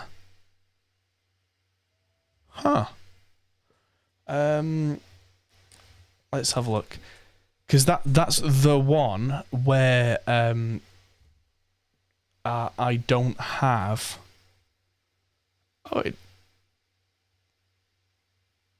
I don't have a what's the word? An affiliate link for that, because there's no reason for me to have an affiliate link on my own course. It does actually say that the time has run out, but it's still $97 at the moment. So if anyone wants to get that now,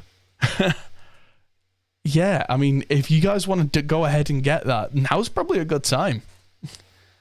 I mean, it's not supposed to be like that, so I'm sure someone will notice that. But, you know, while nobody's looking, if you want to go ahead and press the button. I'm sure they wouldn't complain too much. I certainly wouldn't. But yeah, Gullfoss is kind of like Soothe, but a lot more broadband. So Soothe isn't just for vocals. I've seen Soothe used on overheads. I've seen it used on quite a few things. I keep meaning to get hold of a copy of Soothe, but for now I'm happy with Gullfoss. They do slightly different things. Gullfoss is usually far more subtle and particular. If I was a really nice guy, I'd send it you for Father's Day. Now you're putting me on the spot. If you were a really nice guy, you'd help me feed my family. Hey, did 'em. No, I joke. I kid. As much as I would absolutely love to give it out to everybody, this is the culmination of years of work for me, and it really is helping to pay the bills. Because, oh boy, God only knows that running a studio, I got bills. I mean, there's no, oh, poor me, first world problems and all that, so I'm not putting myself on the spot, but, you know,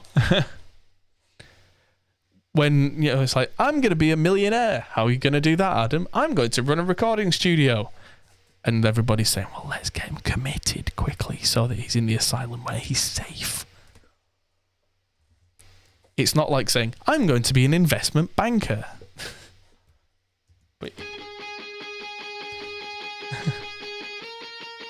back to the topic at hand, you'll see that Gullfoss, with a little bit of this tame control, is isolating particular resonances in these guitars and just dipping them down a little.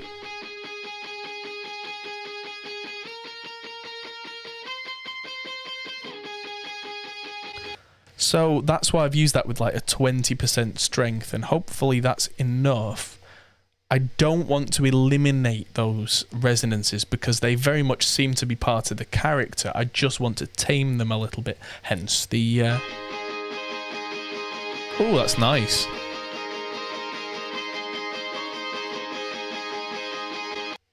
So now let's try that in context of the rest of the guitars and make sure that's sitting in the right place.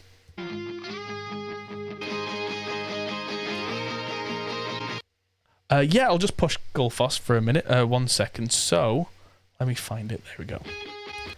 So Gullfoss has recover and tame. So recover is usually if you've got something like, I don't know, a drum bus is a good example, and it's not quite got that shine thing. You can drag that up, and you see how it's that the recover has really brought up the low end and pushed the low to high end. In this case, that's not an issue, but tame, I can really take out those harshnesses. And you see how it's kind of lifting the high end almost to compensate. So the 17 guitar tracks is now down to 11. Dropbox is having a bit of a weird issue, that's fine, it'll sort itself. But what you can do is there are bars here where I can say, don't touch anything above this frequency range.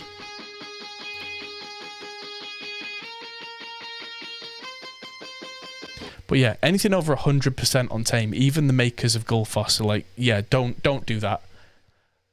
But they put it in saying if there's any weird, wacky reason you do want to use it, we've put it in there just because you might want to, and there's no point in us restricting you, but just don't. So, there we go. I've found these red bars really useful if I'm working on, like, say I've got a nice rhythm guitar but there's just something stuck out in there. It's kind of like a specific dynamic EQ rather than just taking that out all the time. But quite often this tries to compensate by adding in some chug chug chug on the low end, which if I've already filtered a guitar to take a load of that out, the AI in it is clever that it's like, oh, there's no low end. You should have low end here. Why don't you have low end? Let's give you some low end. But I have to say to it with this red bar, no, I don't want that. Yeah, so it tries to balance everything to keep it as flat as possible, so it's not like Soothe. Soothe tries to just find nasty resonances and just take them out. Gullfoss is much more of an overall tool where it balances everything and compensates. Very clever.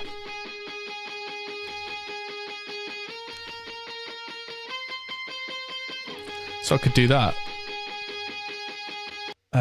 It was working quite well as a kind of a more broadband thing, so I'm going to do that. There we go. And it's really subtle at this 20% here. I might turn it up a bit. Yeah.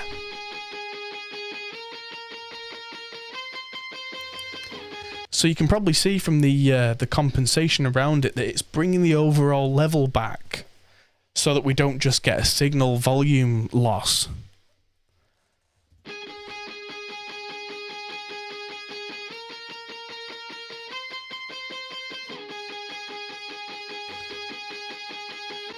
Tame worth the investment? It depends what you do and whether you think you'll use it. I mean, it's not cheap, Gullfoss. It's something like 250 euros, I think it is. I'm just gonna find out. Gullfoss plugin. Gullfoss plugin. How much are you? £150 is how much it costs. So it's less than I thought it was, but it's still not cheap. I've used it in a few circumstances where it's saved me a lot of headache and has already really paid for itself. It's not what everybody needs, which is, I suppose you could say that of a lot of products, really, but for those people who kind of need it, it's great. Like, I've used Gullfoss on masters that on mixes I've been sent to do mastering on, where there's like a frequency that sticks out every now and again, but only at certain times. That's a great time to use Gullfoss because it doesn't do much until it goes, whoa, dip. But I don't have to go through and program it and tell it where to dip. It just sees a resonance stuck out and goes, nope, momentarily, and then is gone again. Very clever. I've used Gullfoss on the master bus of a couple of albums as well, just subtly, like you saw there, but maybe a little bit recover, a little bit of tame, and because it constantly moves, over an album cycle, it can do things like if there's a section where the heavy guitars just take over a little, it might just dip that range. If the overheads on the drums aren't peaking and coming out, it will just lift them a little. And that AI-based over time thing, very clever, especially if used responsibly and subtly. It can do more harm than good if you let it. But if you use it responsibly, and if you've got a well-balanced source to begin with, apart from those little issues, it can be great. So, yeah, I highly recommend it for that application. Right, I think this whole group, where are you? Mid-8 is too loud, so I'm going to grab the fader for it, bring it back in the mix, and just pull it up until it's right.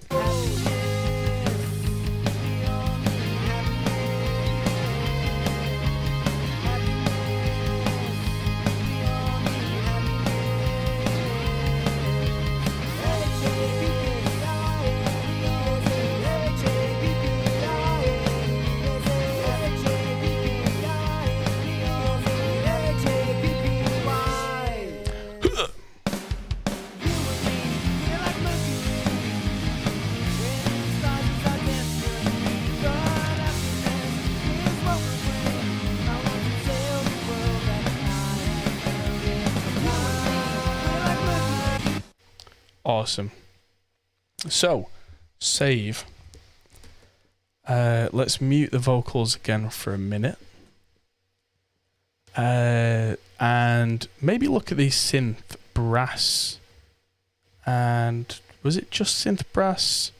I'm sure there were more MIDIs than that, and that they've all just been named weird. Won't be a second. I'm just looking in the project.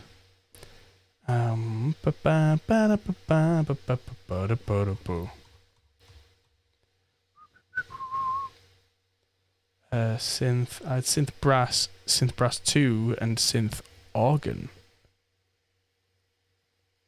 So I've got synth brass, synth organ. Don't know what it's called. Synth brass and synth brass 2. So synth organ. How's my CPU usage doing? Mind your own business. So everything running right now.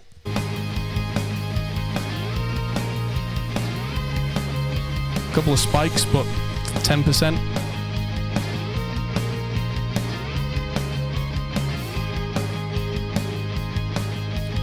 I'm telling you, Reaper's incredibly efficient. Like, I can run it on a Raspberry Pi. Right, so the synth organ is going to be... I'm going to use a real organ, so... Arturia, where are you? Come to me. What are you called? No, it's VSTI. B3, V2. So I'm going to start this off. It's going to take a second to load, because this is going to take a good few hundred meg of RAM. Yes! Now look at that.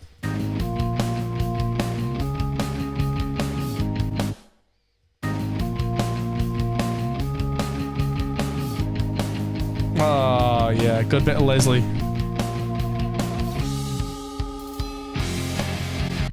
Yes.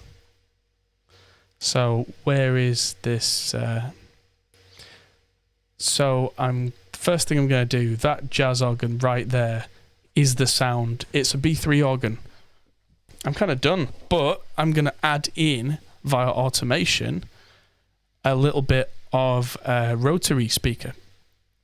So what I'm going to do is change the automation mode on this to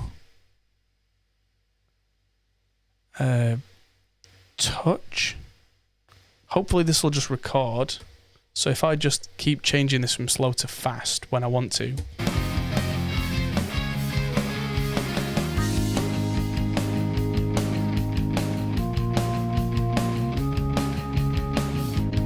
Okay, so that particular parameter is not armed.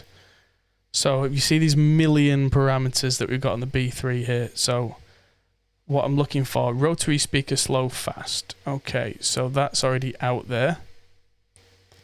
And I don't want that to be on touch mode by the sound of it. I want it to be on latch. Because it was, yeah, there we go. So after the first movement, yeah, that's right. I want it to move and stay there. Yeah, that's sort of a virtual B3 instead of a real one.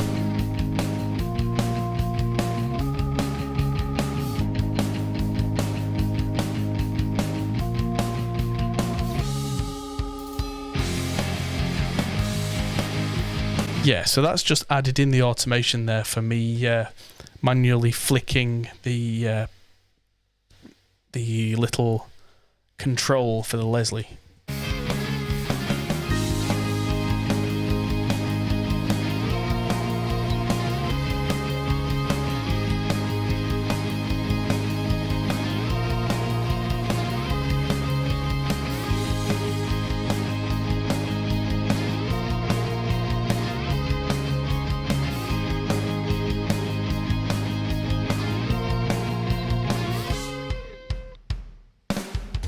Lovely, and that just about covers that, and that was nice and easy. I am going to do a little mixing on this. I'm going to call this keys group, but there we go. They do need to be fit in the mix a little bit, but there's not too heavy a CPU usage. Well, the automation here is not mix automation. The automation is performance automation. It's a very different thing. Yeah, no, hello to Thomas Bommel. Good evening, sir. Welcome, welcome, welcome. Yeah, automation isn't necessarily something that you have to leave until after a mix, depending on what it is, because automation isn't just volume and delay sends and stuff. It can be a creative thing as well. Automation can be used to do things like have a big reverb throw on a track. That's a very creative thing. It can be used like it was here. That's definitely not a mixed decision, having a Leslie that now, like, watch the Leslie. Yeah. There you go. So I'm going to change that back to a different mode. I'm going to change that back to trim read mode so I don't accidentally change anything. But yeah, I'm going to grab myself another beer and I'm going to have a 2-minute break whilst I do so. Difficult with PreSonus. Oh, right. Oh, why Reaper? I can talk about that for days. But in the meantime, I'm going to leave you for 2 minutes with a question for everybody. So if you've got to go and hit the bathroom or whatever it is while we take a quick break, do so. But in this few seconds, I'm going to pose a question to a lot of you, especially the older members of the crowd. I've got 2 tracks here called Synth Brass. Now, if you could use any vintage synth to make synth brass sounds, what would you use? Let me know in the chat. Unfortunately, I'm not going to leave the camera just unattended because people will come into the chat and wonder where the heck I've gone. But yeah, I will play the song soon. So I'll be back in 2 minutes. Be right back.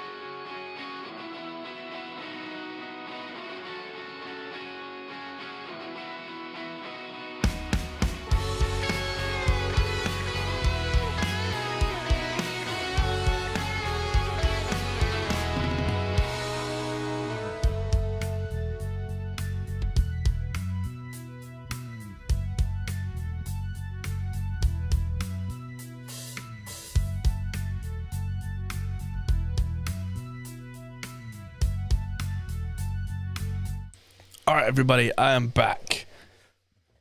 So, I've got myself a new one of these. Do feel free to drink along with the stream if you are of legal age wherever you are and are drinking responsibly, of course. And I mentioned at the top of the stream, but I'll mention it again. If anybody would like to be watching this on Twitch, that would definitely help us out because we are live on Twitch right now, twitch.tv/Hoppole Studios, funnily enough. And that would help us to reach affiliate and then partnership so that we can spread this mixed streaming message further and further and further. You don't have to, of course. And nobody tell YouTube because blah. But yes, in the chat I saw Nate Evans suggested the Juno 60. I don't think you get a specific Juno from Arturia. But that's a Roland unit, and so's the Jupiter, I believe. So let's try. Let's try the Jupiter 8. Don't need a tour. All types brass. Brassy.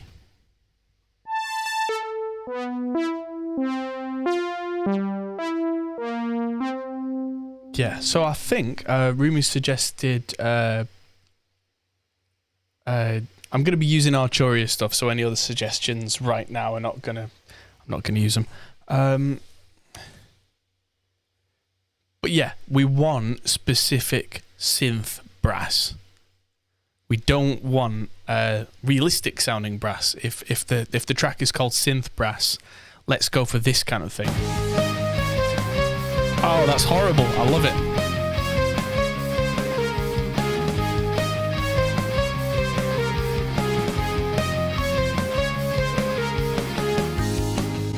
That's beautiful. I mean, it's horrible, but it's beautiful. I love it.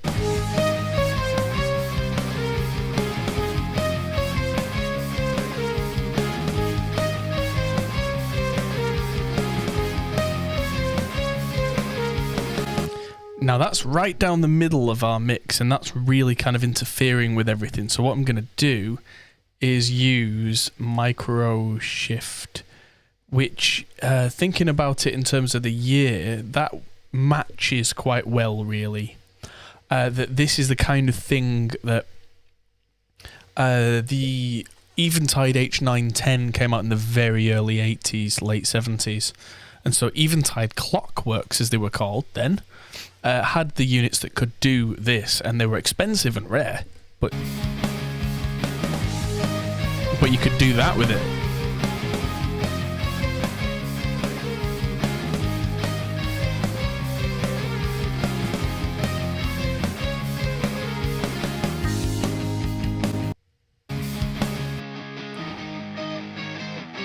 That's interesting thinking about it. I couldn't make out that guitar on the left as much. I think tonally it's not quite as sharp as the one on the right, so I'm just going to push the right one up a bit to kind of tonally match, even though the levels might look wrong.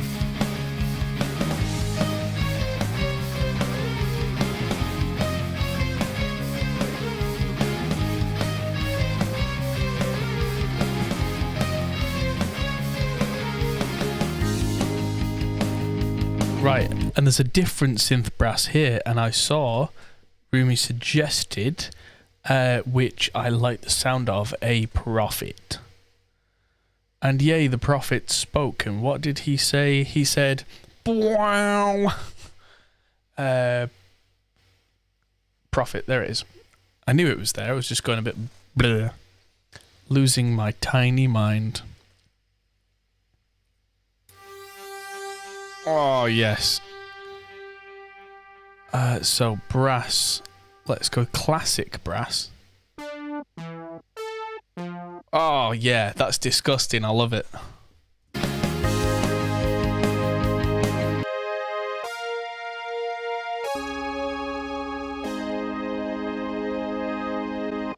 Oh, yes. Mr. Emerson, you're on. Let's turn on this delay.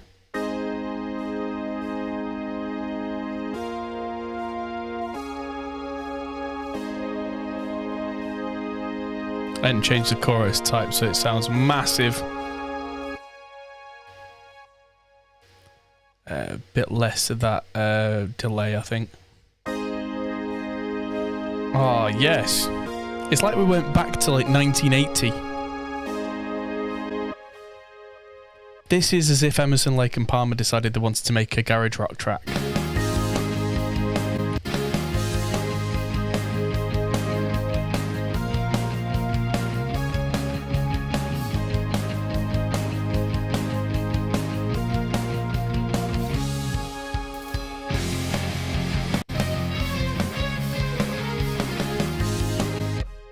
That's too loud, actually. So, apart from the vocals,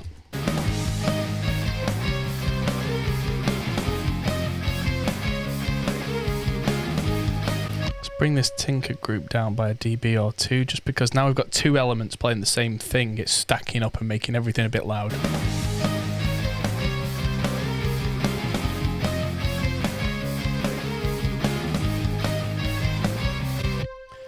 Next, let's try and fit this sample in.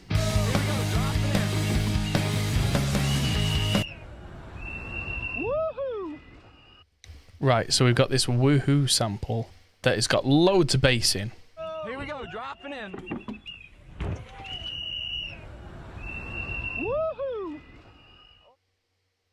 Woohoo! Which needs some definite EQ sculpting, but it doesn't need anything like reverb. That's only going to muddy the sound up. So I'm using this new re-EQ that I've found and mentioned recently, which is really good. Dropping in. Dropping in. Woohoo! Right. Dropping in. Right, so right there, I'm going to have the most specific dip. Dropping in. Probably broaden it out a little bit. Dropping in. Just, you can see I'm really trying to tame that whistle down. And also now I'm going to try and get rid of that kind of boxiness from the low mid, because it sounds like a classic TV sample. Dropping in. Woohoo! Dropping in. Here we go, dropping in. Woohoo! Really going to notch that thing out right there. In fact, I might just change it to a notch filter entirely. Here we go, dropping in. Woohoo! Yeah, there we go. And then one more band to really kind of compensate and push that 1K vocal range out. Here we go, dropping in. Because I don't need this sample to sound pretty. I need this sample to stand out in the mix. Here we go, dropping in. Woohoo! Right, so compare this Here we go, dropping in. with that god-awful whistle to this. Here we go, dropping in. Woohoo! Fantastic. So let's hear that. That's probably going to need quite a bit more level, but that's fine. Here we go, dropping in. Woohoo! Yes. Here we go, dropping in. Woohoo! So let's compare that without this EQ. Here we go, dropping in. Woohoo! So that sounded stuffy, had a really irritating whistle, and the low end was just being demolished by that rumble rumble. And now with it, Here we go, dropping in. Woohoo! bingo. So there we go. It's actually quite a dry sounding track as well. There isn't that much being sent to the delays and room reverb and plate. I don't think anything's being sent to that room reverb, because this particular sound of song, I mean, we've not got to the vocals yet, but this whole like Weezer-ish garage rocky thing is very dry. I mean, that's part of that style. So I think we're doing okay. So let's listen through now. And you might see me reach over and change a couple of things. We've not got the vocals in yet. That's the last stage. and then we're good. Here we go, dropping in. Woohoo!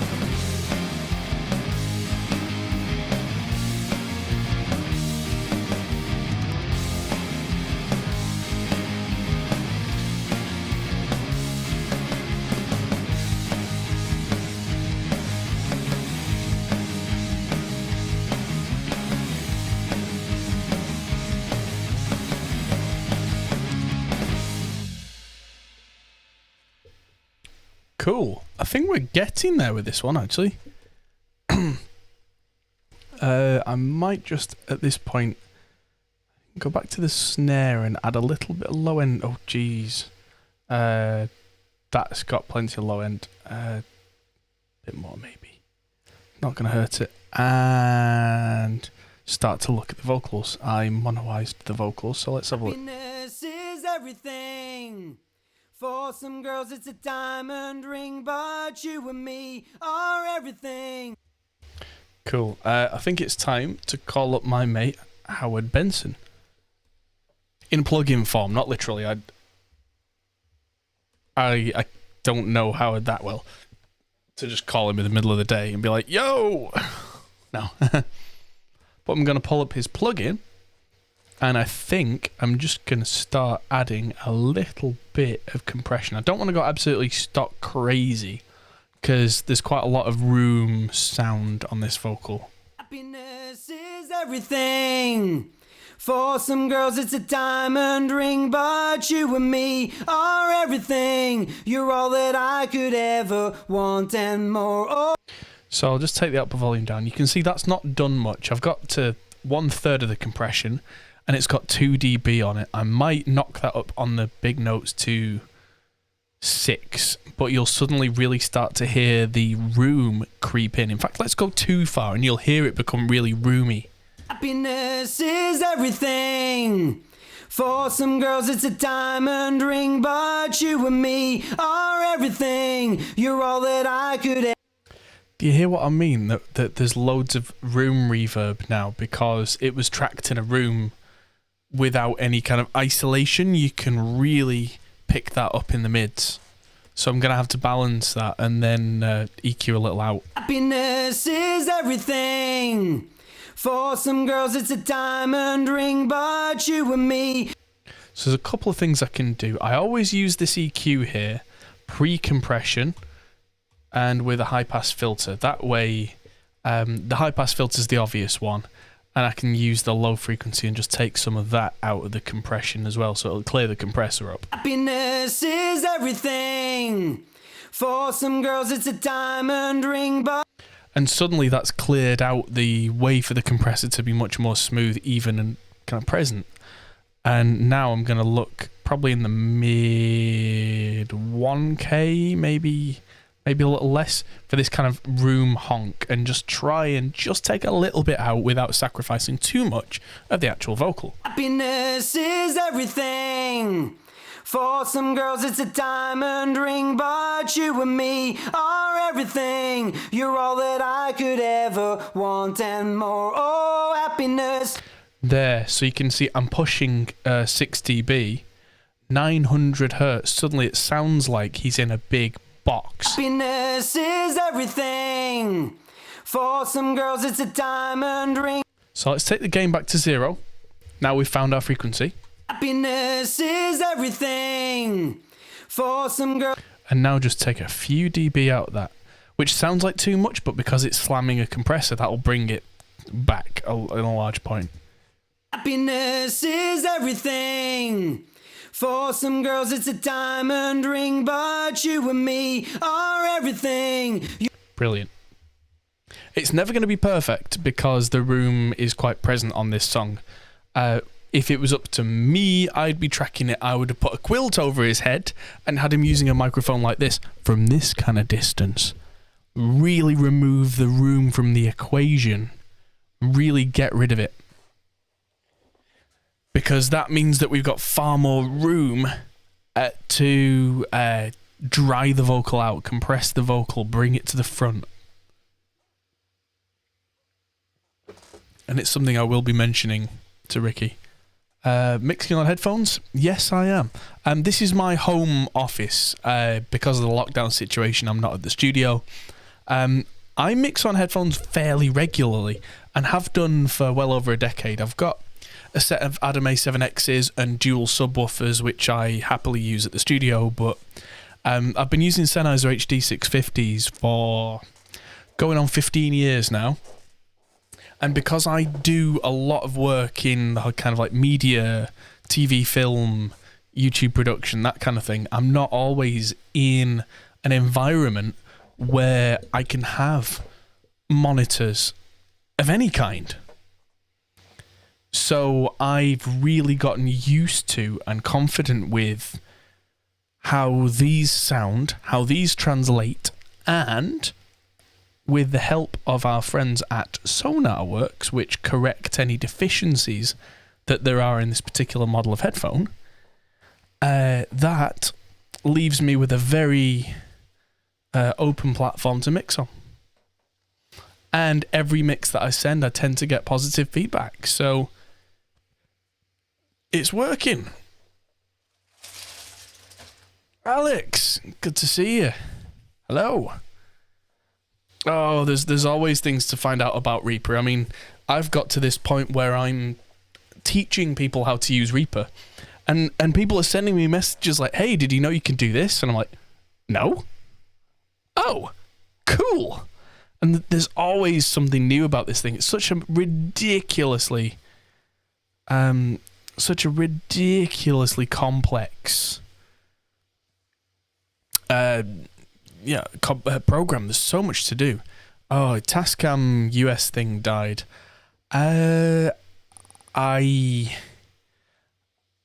wouldn't hold a funeral for that, to be honest with you, mate. If you need to replace it, my honest recommendation, I think I already said this earlier in tonight's stream, let alone any other stream, look at Audient Evo 4. Oh, but it wasn't that great. I mean, USB 2's okay, but, you know, like, here's a little industry secret. USB 3 interfaces aren't any better. They're not any better at all. People don't understand how USB works. You have an 8088 in the closet. Not a Neve 8088 mixing desk. I hope. Because if you have that in the closet, maybe we should talk off stream. Oh, I hate this thing on iPhone now where I get emails and I can't see them unless I'm looking directly at the phone, and then it goes, no, not going to tell you what it was. It's like, but you're my phone.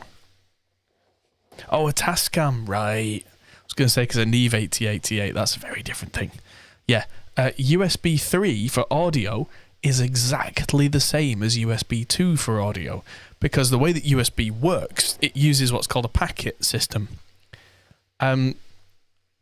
So the way that packets work, it stores up a bunch of data and then sends a chunk of data, which most of the time is not a problem. That's great. That's, you know, for hard drives and all the kind of stuff that you plug in, like printers or whatever on USB, that works great. But for audio, it's not ideal, because that idea of it waiting for a chunk of data before it sends it is part and parcel of it. But for USB 3, it's faster. It's not faster. It can just store more stuff in the chunk before it sends that chunk of data. It still waits. So you, even with a USB 3, which, it goes from 480 megabit per second to 5 gigabit per second. Yes, but that's not all there is to it. So yeah, USB interfaces are good and useful, and I'm using one right now, but there's a performance limitation unless a company that makes those interfaces really goes out of their way to write their entire own custom proprietary USB drivers and have a custom proprietary USB chipset in their device, which is expensive to do and time consuming. Then they're not going to get really, really good performance. The only company I know that does that really well to the nth degree is RME. I love RME interfaces, always have done. My studio's core uses an RME interface, but you pay for it. You really pay for it. They add an extra £1,000 onto the cost of anything compared to, you know, competitors in the lower price brackets. And that's just something we have to make do with. Bandwidth in terms of how many megabits per second interfaces use, not really a big deal for audio, because audio, you might think, uses a lot of data bandwidth, but it doesn't really. Like, I've got a 2 terabyte hard drive down there that is one of my studio backups that goes back 5 years. 5 years in 2 terabytes. And yes, I've got other off-site backups before anybody asks. But I've got another hard drive, which is a 5 terabyte hard drive down here, which has 2 projects on it in terms of video. 5 years, 2 projects. That tells you how ridiculously small audio is in terms of bandwidth. It's not worth worrying about. That's not the issue. The issue is streaming small amounts of audio very, very quickly rather than big amounts of audio every once in a while. That's the difference between USB, which is not great, Firewire, which was better, and Thunderbolt or PCI Express, which at the core level are the same thing, which are very, very good. PCI Express, and by extension Thunderbolt, are basically a path directly to the CPU, which means that you can stream things in pretty much real time as long as the CPU wants to hear about it. Which is why Thunderbolt interfaces and PCI Express cards have these ridiculously low latencies, because the entire processing unit and the kernel and the operating system and the CPU and all that stuff, it's not waiting on a device like a USB controller to gather up enough information to then pass it on. It just gets it when it wants it, which means that you're not causing yourself as many issues. And it's really, really liberating when everything works properly. So I've ranted on my little soapbox about USB for long enough. But yeah, for Alex, I know Alex, if you're absolutely desperate to record drums, maybe get an Audient ID44. If you're not recording full drum kits, or not intending to get full drum kits, look at an Evo 4, because that's got 2 really good preamps and a really good output, and is a decent USB interface, and especially for the price, they're about £105, so $140-ish, and for the money you pay for them, they are truly outstanding. Be careful, I said, for the money you pay. There is better, but you're paying a lot more. At the studio, my golden channel right now probably cost me, if I was to buy all the gear new, microphone to preamp to conversion, probably about 1,500 quid for a single channel. But that was for what I do for a living. But the difference between that and the Audient Evo 4 is not that big, and the price is more than 10 times as much. Oh, you can get good drums in Neural DSP. You're one of those guys. Bow, bow, bow, bow, bow, bow, yeah, cool. Yeah, so honestly, yeah, the Audient Evo 4 then would be right up your street, because the inputs are super clean, which for heavy guitar, it's exactly what you want. The 2 mic preamps can handle something like an SM7B with no issues. I mean, even with the gain pretty high, they work pretty well. And the outputs are really clean. So you don't need much more now. Technology's come a long way. Happiness is everything. Let's try this in the mix. Oh, before we do, one more copy of Virtual Mix Rack on the vocal group, and I'm going to add that virtual mix bus just to saturate it all. Here we go. Woo-hoo! Happiness is everything. For some girls it's a diamond ring, but you and me are everything. You're all that I could ever want and more. Oh, happiness, it's everywhere. Open your eyes and you'll find it there. Oh, you and me, we're without concern. I want to tell the world that we have found it.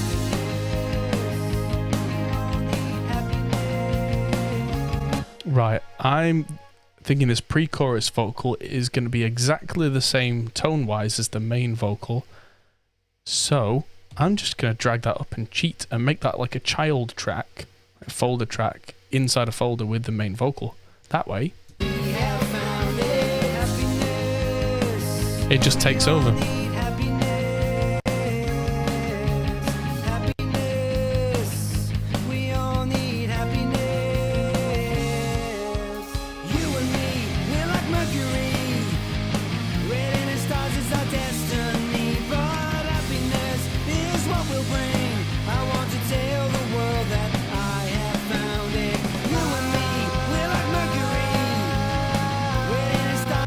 So we've got R's alphabet.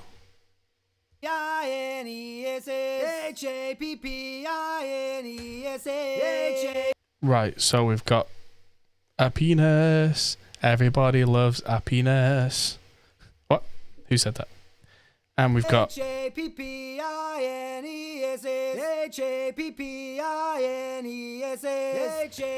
and those sound like they should be exactly the same style as these alphabet ones, which are at the end. So that's another nice 2 channels deleted. And so we go to these R's. These R's can be part of a backing-ish group. Those let's start by copying over that Howard Benson vocal.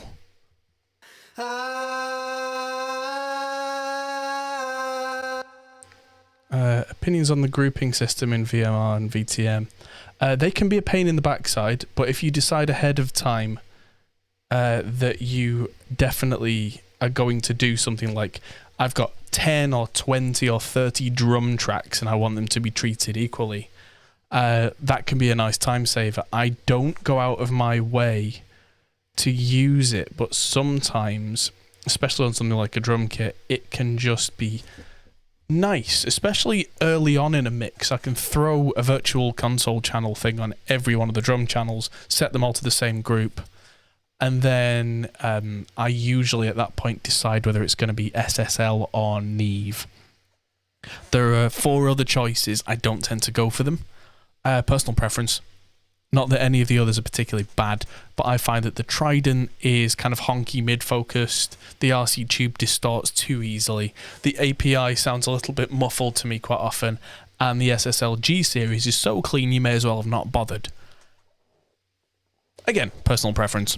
But that's why, yeah, it's usually kind of clean and crunchy as SSL, thick, and if it needs more thickness, then out comes the Neve. And yeah, I don't tend to use the grouping feature on the tape machine because I tend to use the tape machine sparingly. Again, depending on the mix. If I've got a mix where everything's sounding a little bit thin and a little bit anemic and just needs thickening up, then I will use tape across everything. But I try and gain stage properly that I don't need to use gain locked controls. There we go. So delay and quite a bit of this size thing.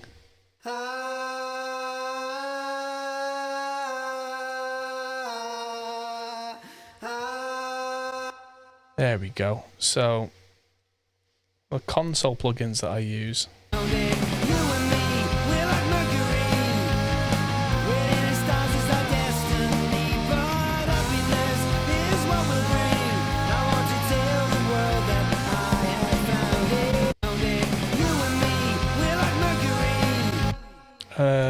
Console plugin that I use is the Slate virtual mix rack stuff. I just, again, it entirely depends on the arrangement and the song. I like what the Slate stuff does.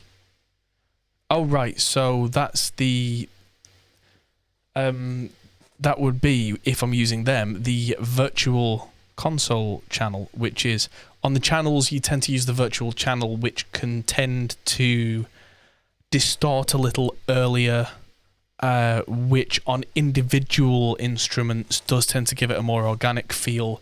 But if you tried slapping that on a busy like guitar bus or drum bus, it can get ill-defined very quickly, whereas the mix bus version, traditionally mix buses on consoles are designed with higher headroom, because you're going to be hitting them by design with several channels, so they are designed to take high levels, which means that you get that classic sound even with 20 channels hitting it without it suddenly becoming an indistinct mush, which yeah is very much a trait of a lot of those common classic mixing desks. See y'all later. But yeah, that's how I do that.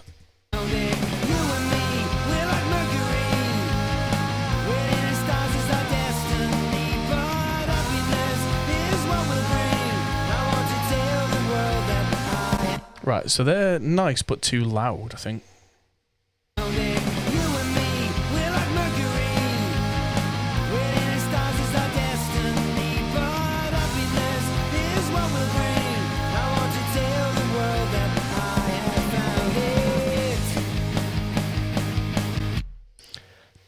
Not quite coming together for me, but it's not the end of the world.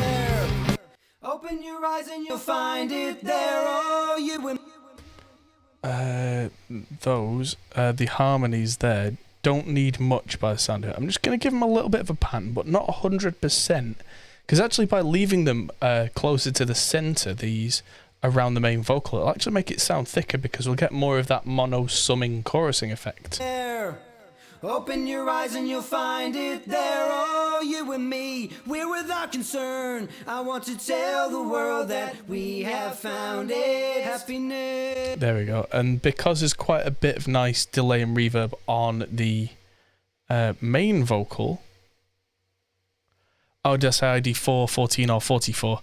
Depends on your price range and what you want. The ID4 is the single channel plus DI. ID44 is the one that's got 4 nice preamps and 2 ADAT inputs, so you can use up to like 20 inputs if you're gonna go for drum recording at any point. You can then do that, but the Evo 4 is the one that I recommended. The Evo 4 is the new one that's literally just landed like now.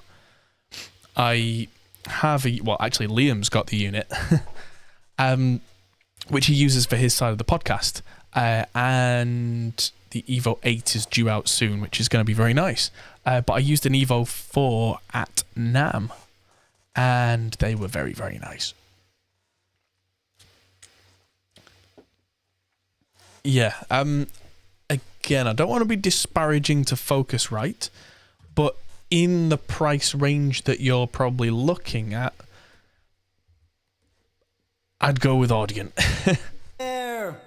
Open your eyes and you'll find it there. There we go. So let's just use a gentle low cut on this. Open your eyes and you'll find it there. And there's just a stuffiness somewhere. Open your eyes and there. You'll find it there. Oh, 300 quid, you're laughing. For that money, if you want good quality, but you're not bothered about track count, Audient ID22. The ID22 is the best quality you're going to get, full stop, in that price range. It's got 2 really good inputs, like crystal clear, crystal clean. So yes, that's a really good interface. And then the 44 is like the next model up, which has got multiple extra ins and extra pre's and the real nice stuff. Set the Focusrite with an offset. What do you mean an offset?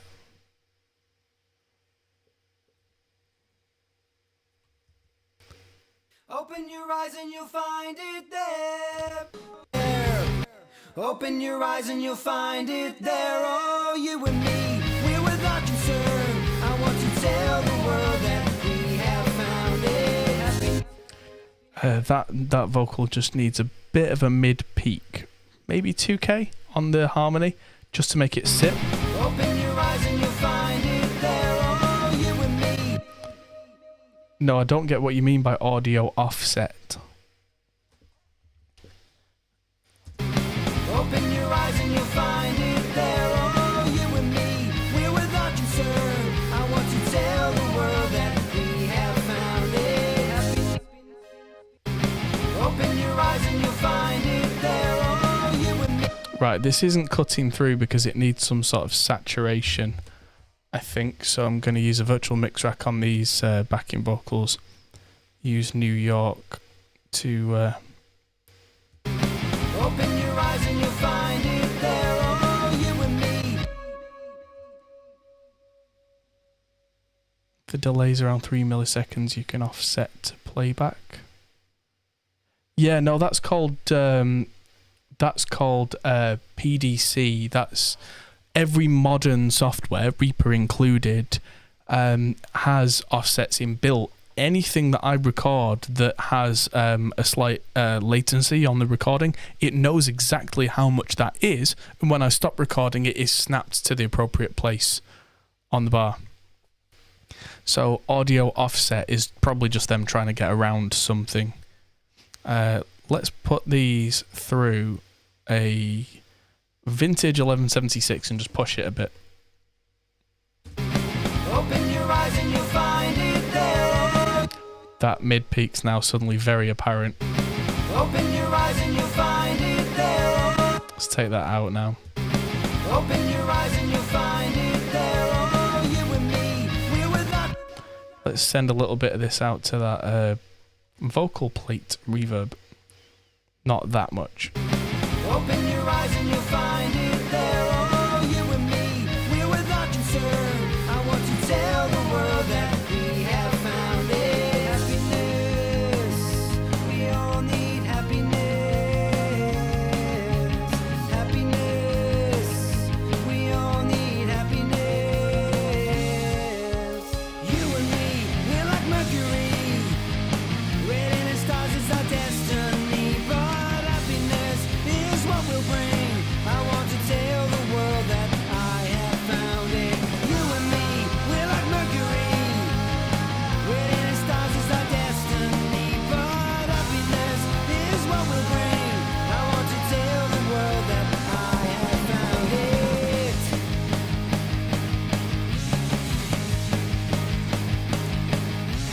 Happiness is everything. You set me free, I began to think about you and me. What the world could be if everyone could feel it for a moment. Happiness, what else could there be? For me it's you and for you it's me. Oh, remember this for eternity. The simple things are best and they are free. Oh, happiness, we all need happiness. Happiness, we all need happiness. We all need happiness. Happiness, we all need happiness.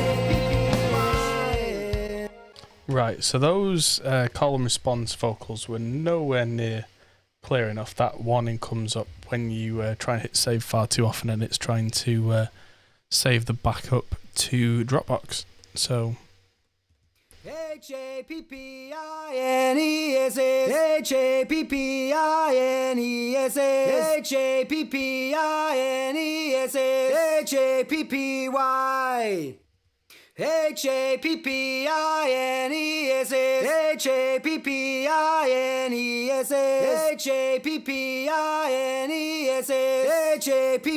Happy. there we go. The multiplier will suddenly make this sound magically 3D.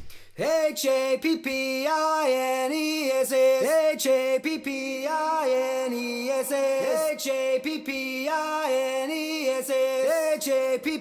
Happiness, Hopefully this will sit in the mix nicely.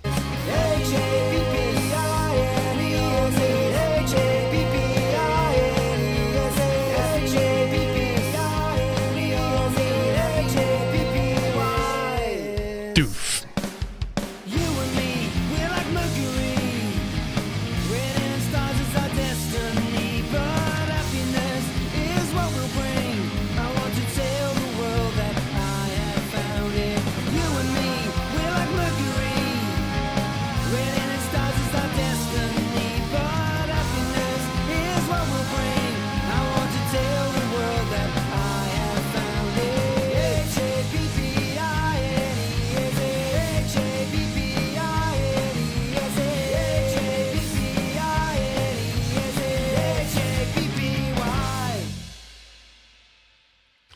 Cool. Well, there was a lot going on in this song, and I've got to say, Here we go, dropping in.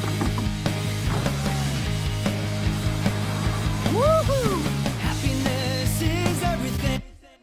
I think. Oh, I never added these to the keys group. Not that it sonically makes any difference, but what I'm going to do is this whole middle 8 guitar section, I'm going to move. I'm going to move them into the same folder as this keys group because they come out at exactly the same time. And so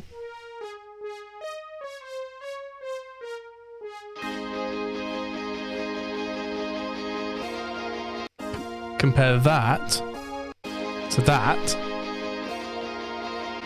And there's a lot going on. So what I'm going to do is use a nice bit of compression and actually a tape machine, I think. So I'm going to use virtual tape machine before this virtual mix rack on this keyboard group on a 16-track tape. Make sure it's the right way around so the tape comes first. And so that, firstly, when it comes to this first section with 2 synths going, it's reasonable level. Yeah, there we go.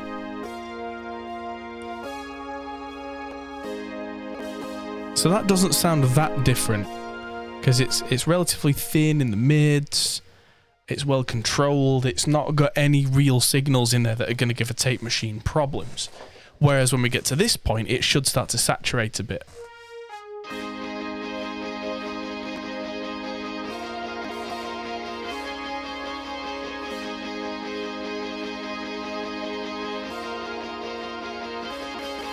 Yeah, so that's kind of making the sound stand out, and analoging them.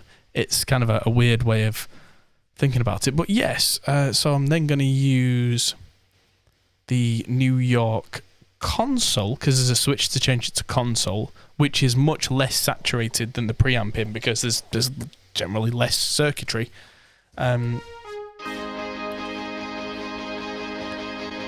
So this, at this point, will have made the whole thing feel louder. I'm going to put this through a Neve mix bus. I can generally turn the whole group down, but I don't have to, because the next thing I'm going to do is add in that 401 compressor on circuit 2, which is opto mode, probably about 3-to-1 compression, and just have it to really dip this down.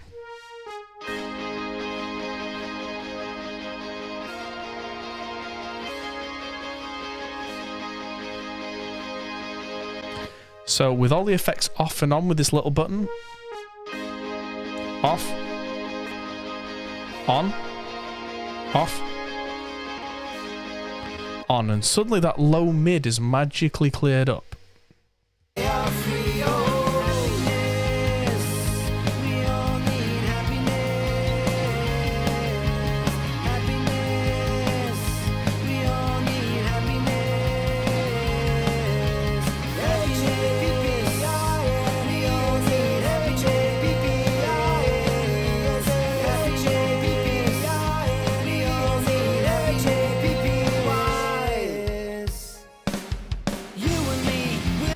Yes, a lot of harmonics do jump out, which it's not actually dipped the mids, it's enhanced the higher harmonics, but by the compressor bringing the level down at the appropriate times, it gives the illusion of clearing out the mids, but it's a far more dynamic process than that, because the compressor isn't working on the more quiet bits and is really naturally and in its own time keeping the level steady.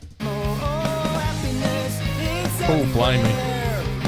Open your eyes and you'll find it there. Oh, you and me, we're without concern. I want to tell the world that we have found it. Happiness, we all need happiness.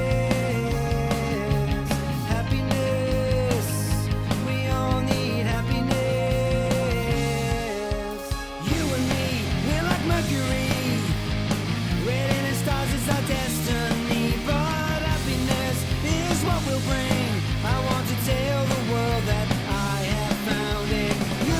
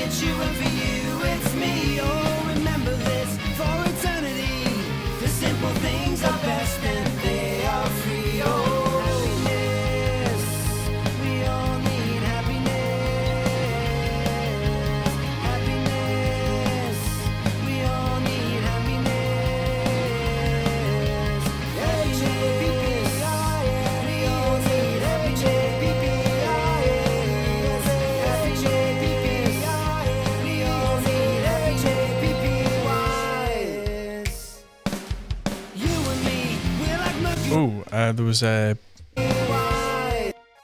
that one. I just need to automate off the volume on that so that the delay isn't just hanging in that gap.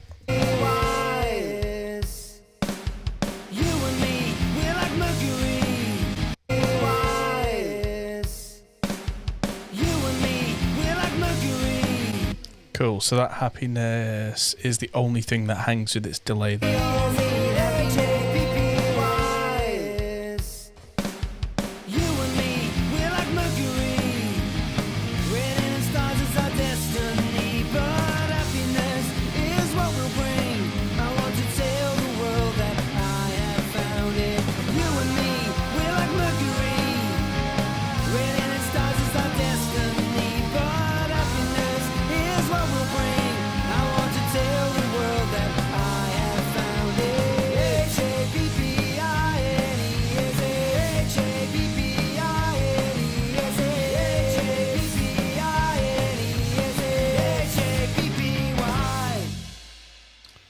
Not bad. The bass is starting to annoy me now that everything's come in. There's a slight muddiness, and it's a real slight thing. It might be this 200 hertz region.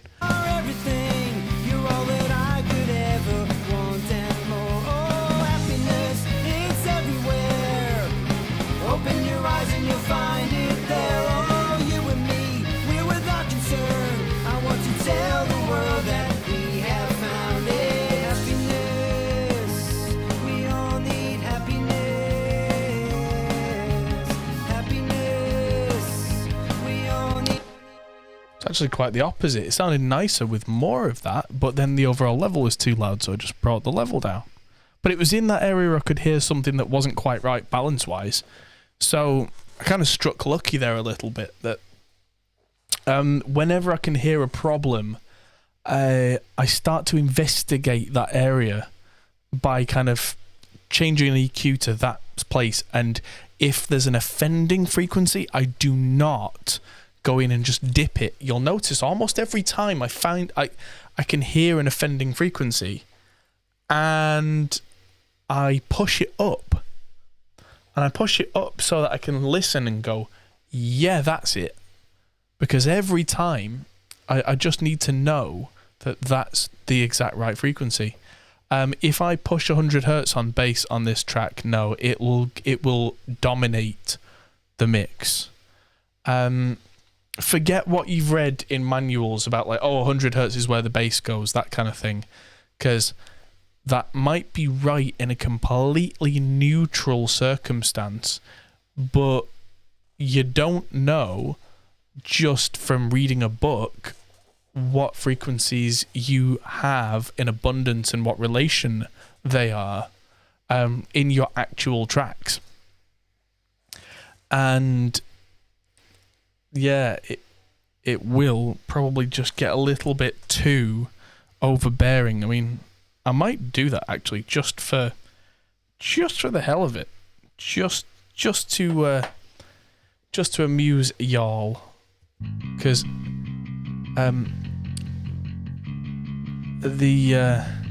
so 100 on here, if I push that, I can really push that quite hard. But in the mix, this will become too much. I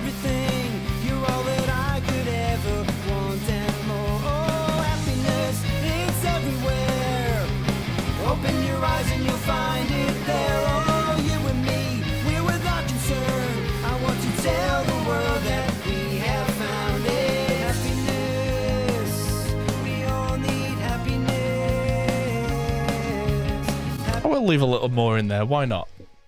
But I have to be careful now that the low end of the kick is sat above that, because what could happen is when I come to them, if the mix is right where I can hear the kick drum clearly in the low end above the bass, but the bass sounds even, I don't need to add more low end to the bass guitar, because at the mastering stage, if it turns out this particular song is a little light on low end, as long as the balance is right, then at that point it's a good place to add just a little subtle low end, because if the balance was right to begin with, the balance will continue to be right.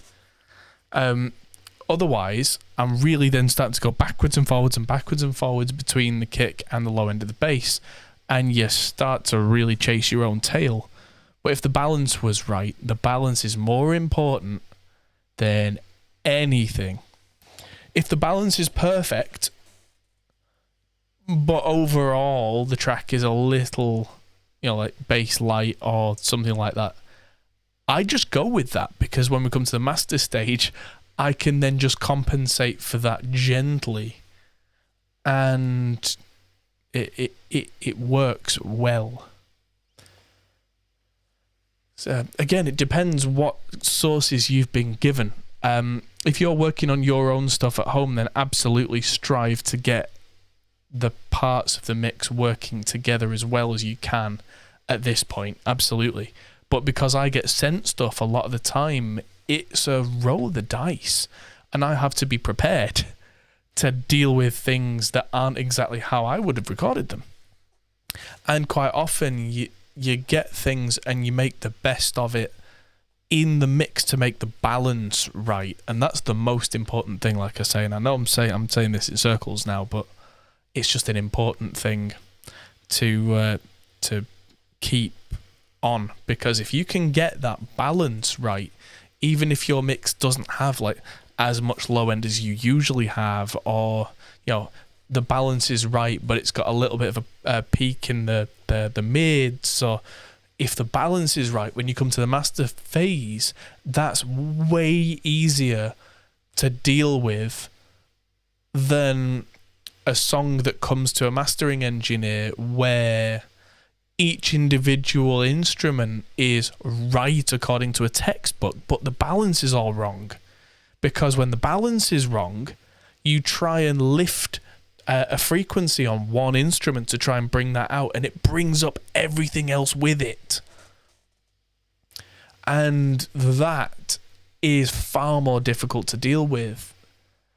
So it's worth knowing that, like, you listen to a lot of albums recently that like remasters of albums from the 80s, 90s, and they sound incredible now. And what they've done is they've gone back to the original mix, which by today's standards might not have enough low end, or might not have clear top end, or whatever.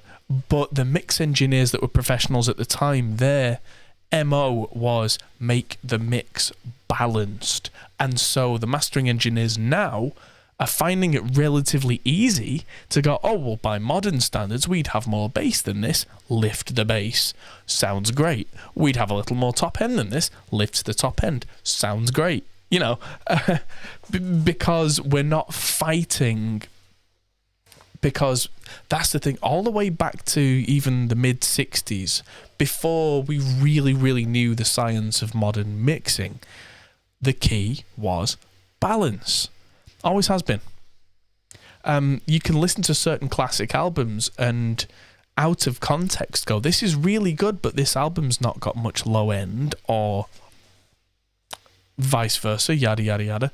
One of my favourite albums is Michael Jackson's Thriller.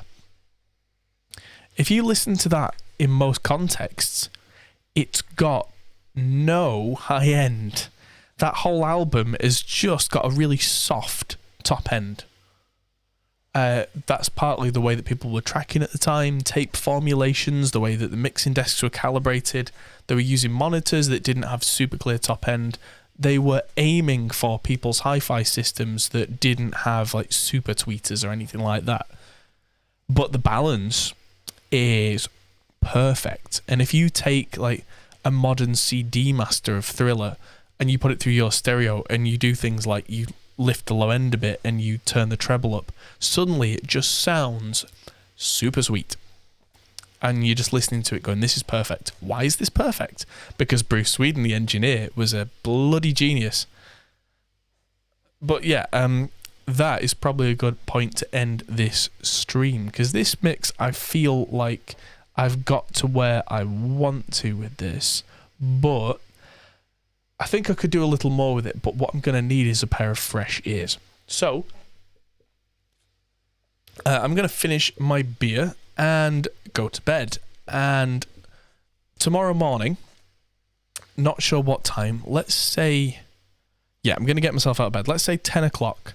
10 o'clock, I'm going to be on stream tomorrow. Probably do 20 minutes just listening to this and just tweaking it a little. And then I'm going to move on, and I'm going to do some stuff tomorrow. It's going to be a bit of a miscellaneous kind of stream. You're all welcome to join, but I've definitely found recently that if I've got work to do, and I have a lot of work to do, especially with the lockdown and quarantine, I get a lot more done when I'm on stream, because I feel like I should, because I'm, talking to you guys, which I very much appreciate your company, and thank you all for watching. And so tomorrow I've got this to finish, which is going to be not much, let's be honest, because my come on, brain. My method with these has been get this to a point where I'm happy with it, send it to the band for review, because quite often they'll go, well, I like this, but that guitar part, can that be a feature? This part, can we turn it down? It's not meant to be a feature. Creative things. And then when I've got those in, I'll give it a critical ear and we can tweak it, maybe put it up against a reference. So that's the only point I need to get to tomorrow. Then I'm redoing my theme song, because I'm redoing all the branding for the channel. It's 2020. It's time to have a new intro graphic and outro graphic, and so I'm going to reamp the old theme intro through my nice amps that I've got here, and then play with that. And then I'm going to go into Premiere and probably be doing some video editing on a video that I'm doing for Sontronics and some of their lovely microphones. Again, if I'm on stream, I'm more likely to actually do it. So,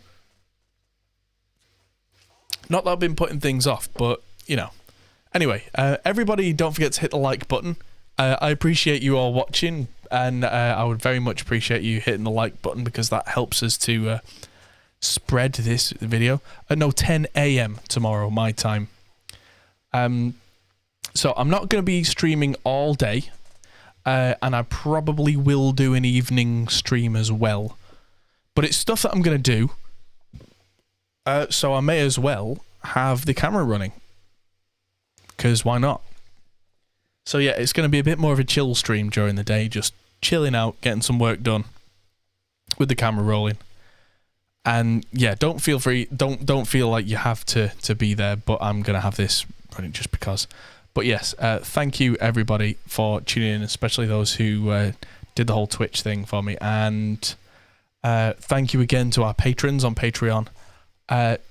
One more time, just as a shameless plug, check out the Reaper course if you haven't already, because it seems like it's technically still on sale. Oops. So yeah, if you want to get that, get it. And I will see you all very soon. Thank you everybody, and good night. See you later.